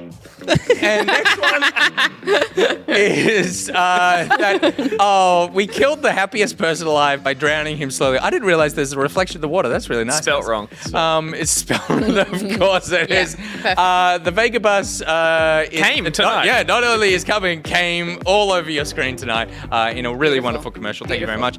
Hey, Timothy. His hands are robot hands. Next. Jep is planning some sort of Russian takeover of that's the commander from Rambo. Music shop. Oh, it's the commander from Rambo. There you go. Gus, that's your best art yet. I always see that, and I think it's diarrhea firing into the air. I think it's a tornado, but I assume it's a galaxy. It's a nebula. Yeah, it's a nebula. It's Evil Spy Boy. It's nebula. What it is? Fraham is probably waking up, asleep, maybe. But sometimes she pops up at the post show, so maybe you're not. Fraham, thanks for not being asleep. The war. Oh boy. What is it good for? I'll tell you what, Steph. I think we don't need any more of them. So that's what it's... Controllers? Controllers, though. We need more. No, I need more controllers. Oh, but we don't need more wars. You want a good war. And you know how you solve wars? By controlling minds. Yes. That's BuriBuri just before she drank the cordial and killed herself. That's her choosing where. Holy shit. She looks like she's in a cult. Far Cry 5. Far Cry 5. Far Cry 5. This does Far Cry 5. It's a beautiful photo that does look very midsummer. Cry I 5. love it. I love it. She just climbed out of a bed. I'm out. Just climbed out of a bed. So that is... I wrote... I think because Toxichalk is new, I wrote one for this. And a big thank you to Toxichalk. Don't stop him now, cause he's having such a good time. Watch your back pocket. Like Queen. And he's got his sister as his dick. Stick around for... What? That's what that is. I think... Brother? Or Brother? sister? I thought it was sister. Sibling. Okay, cool. He's got a sibling dick. Sorry. Sibling dick. Maybe you should play that game. Thank you for watching. Emaciated siblings. Let's back it out. They shouldn't clap. Oh, save for the post show.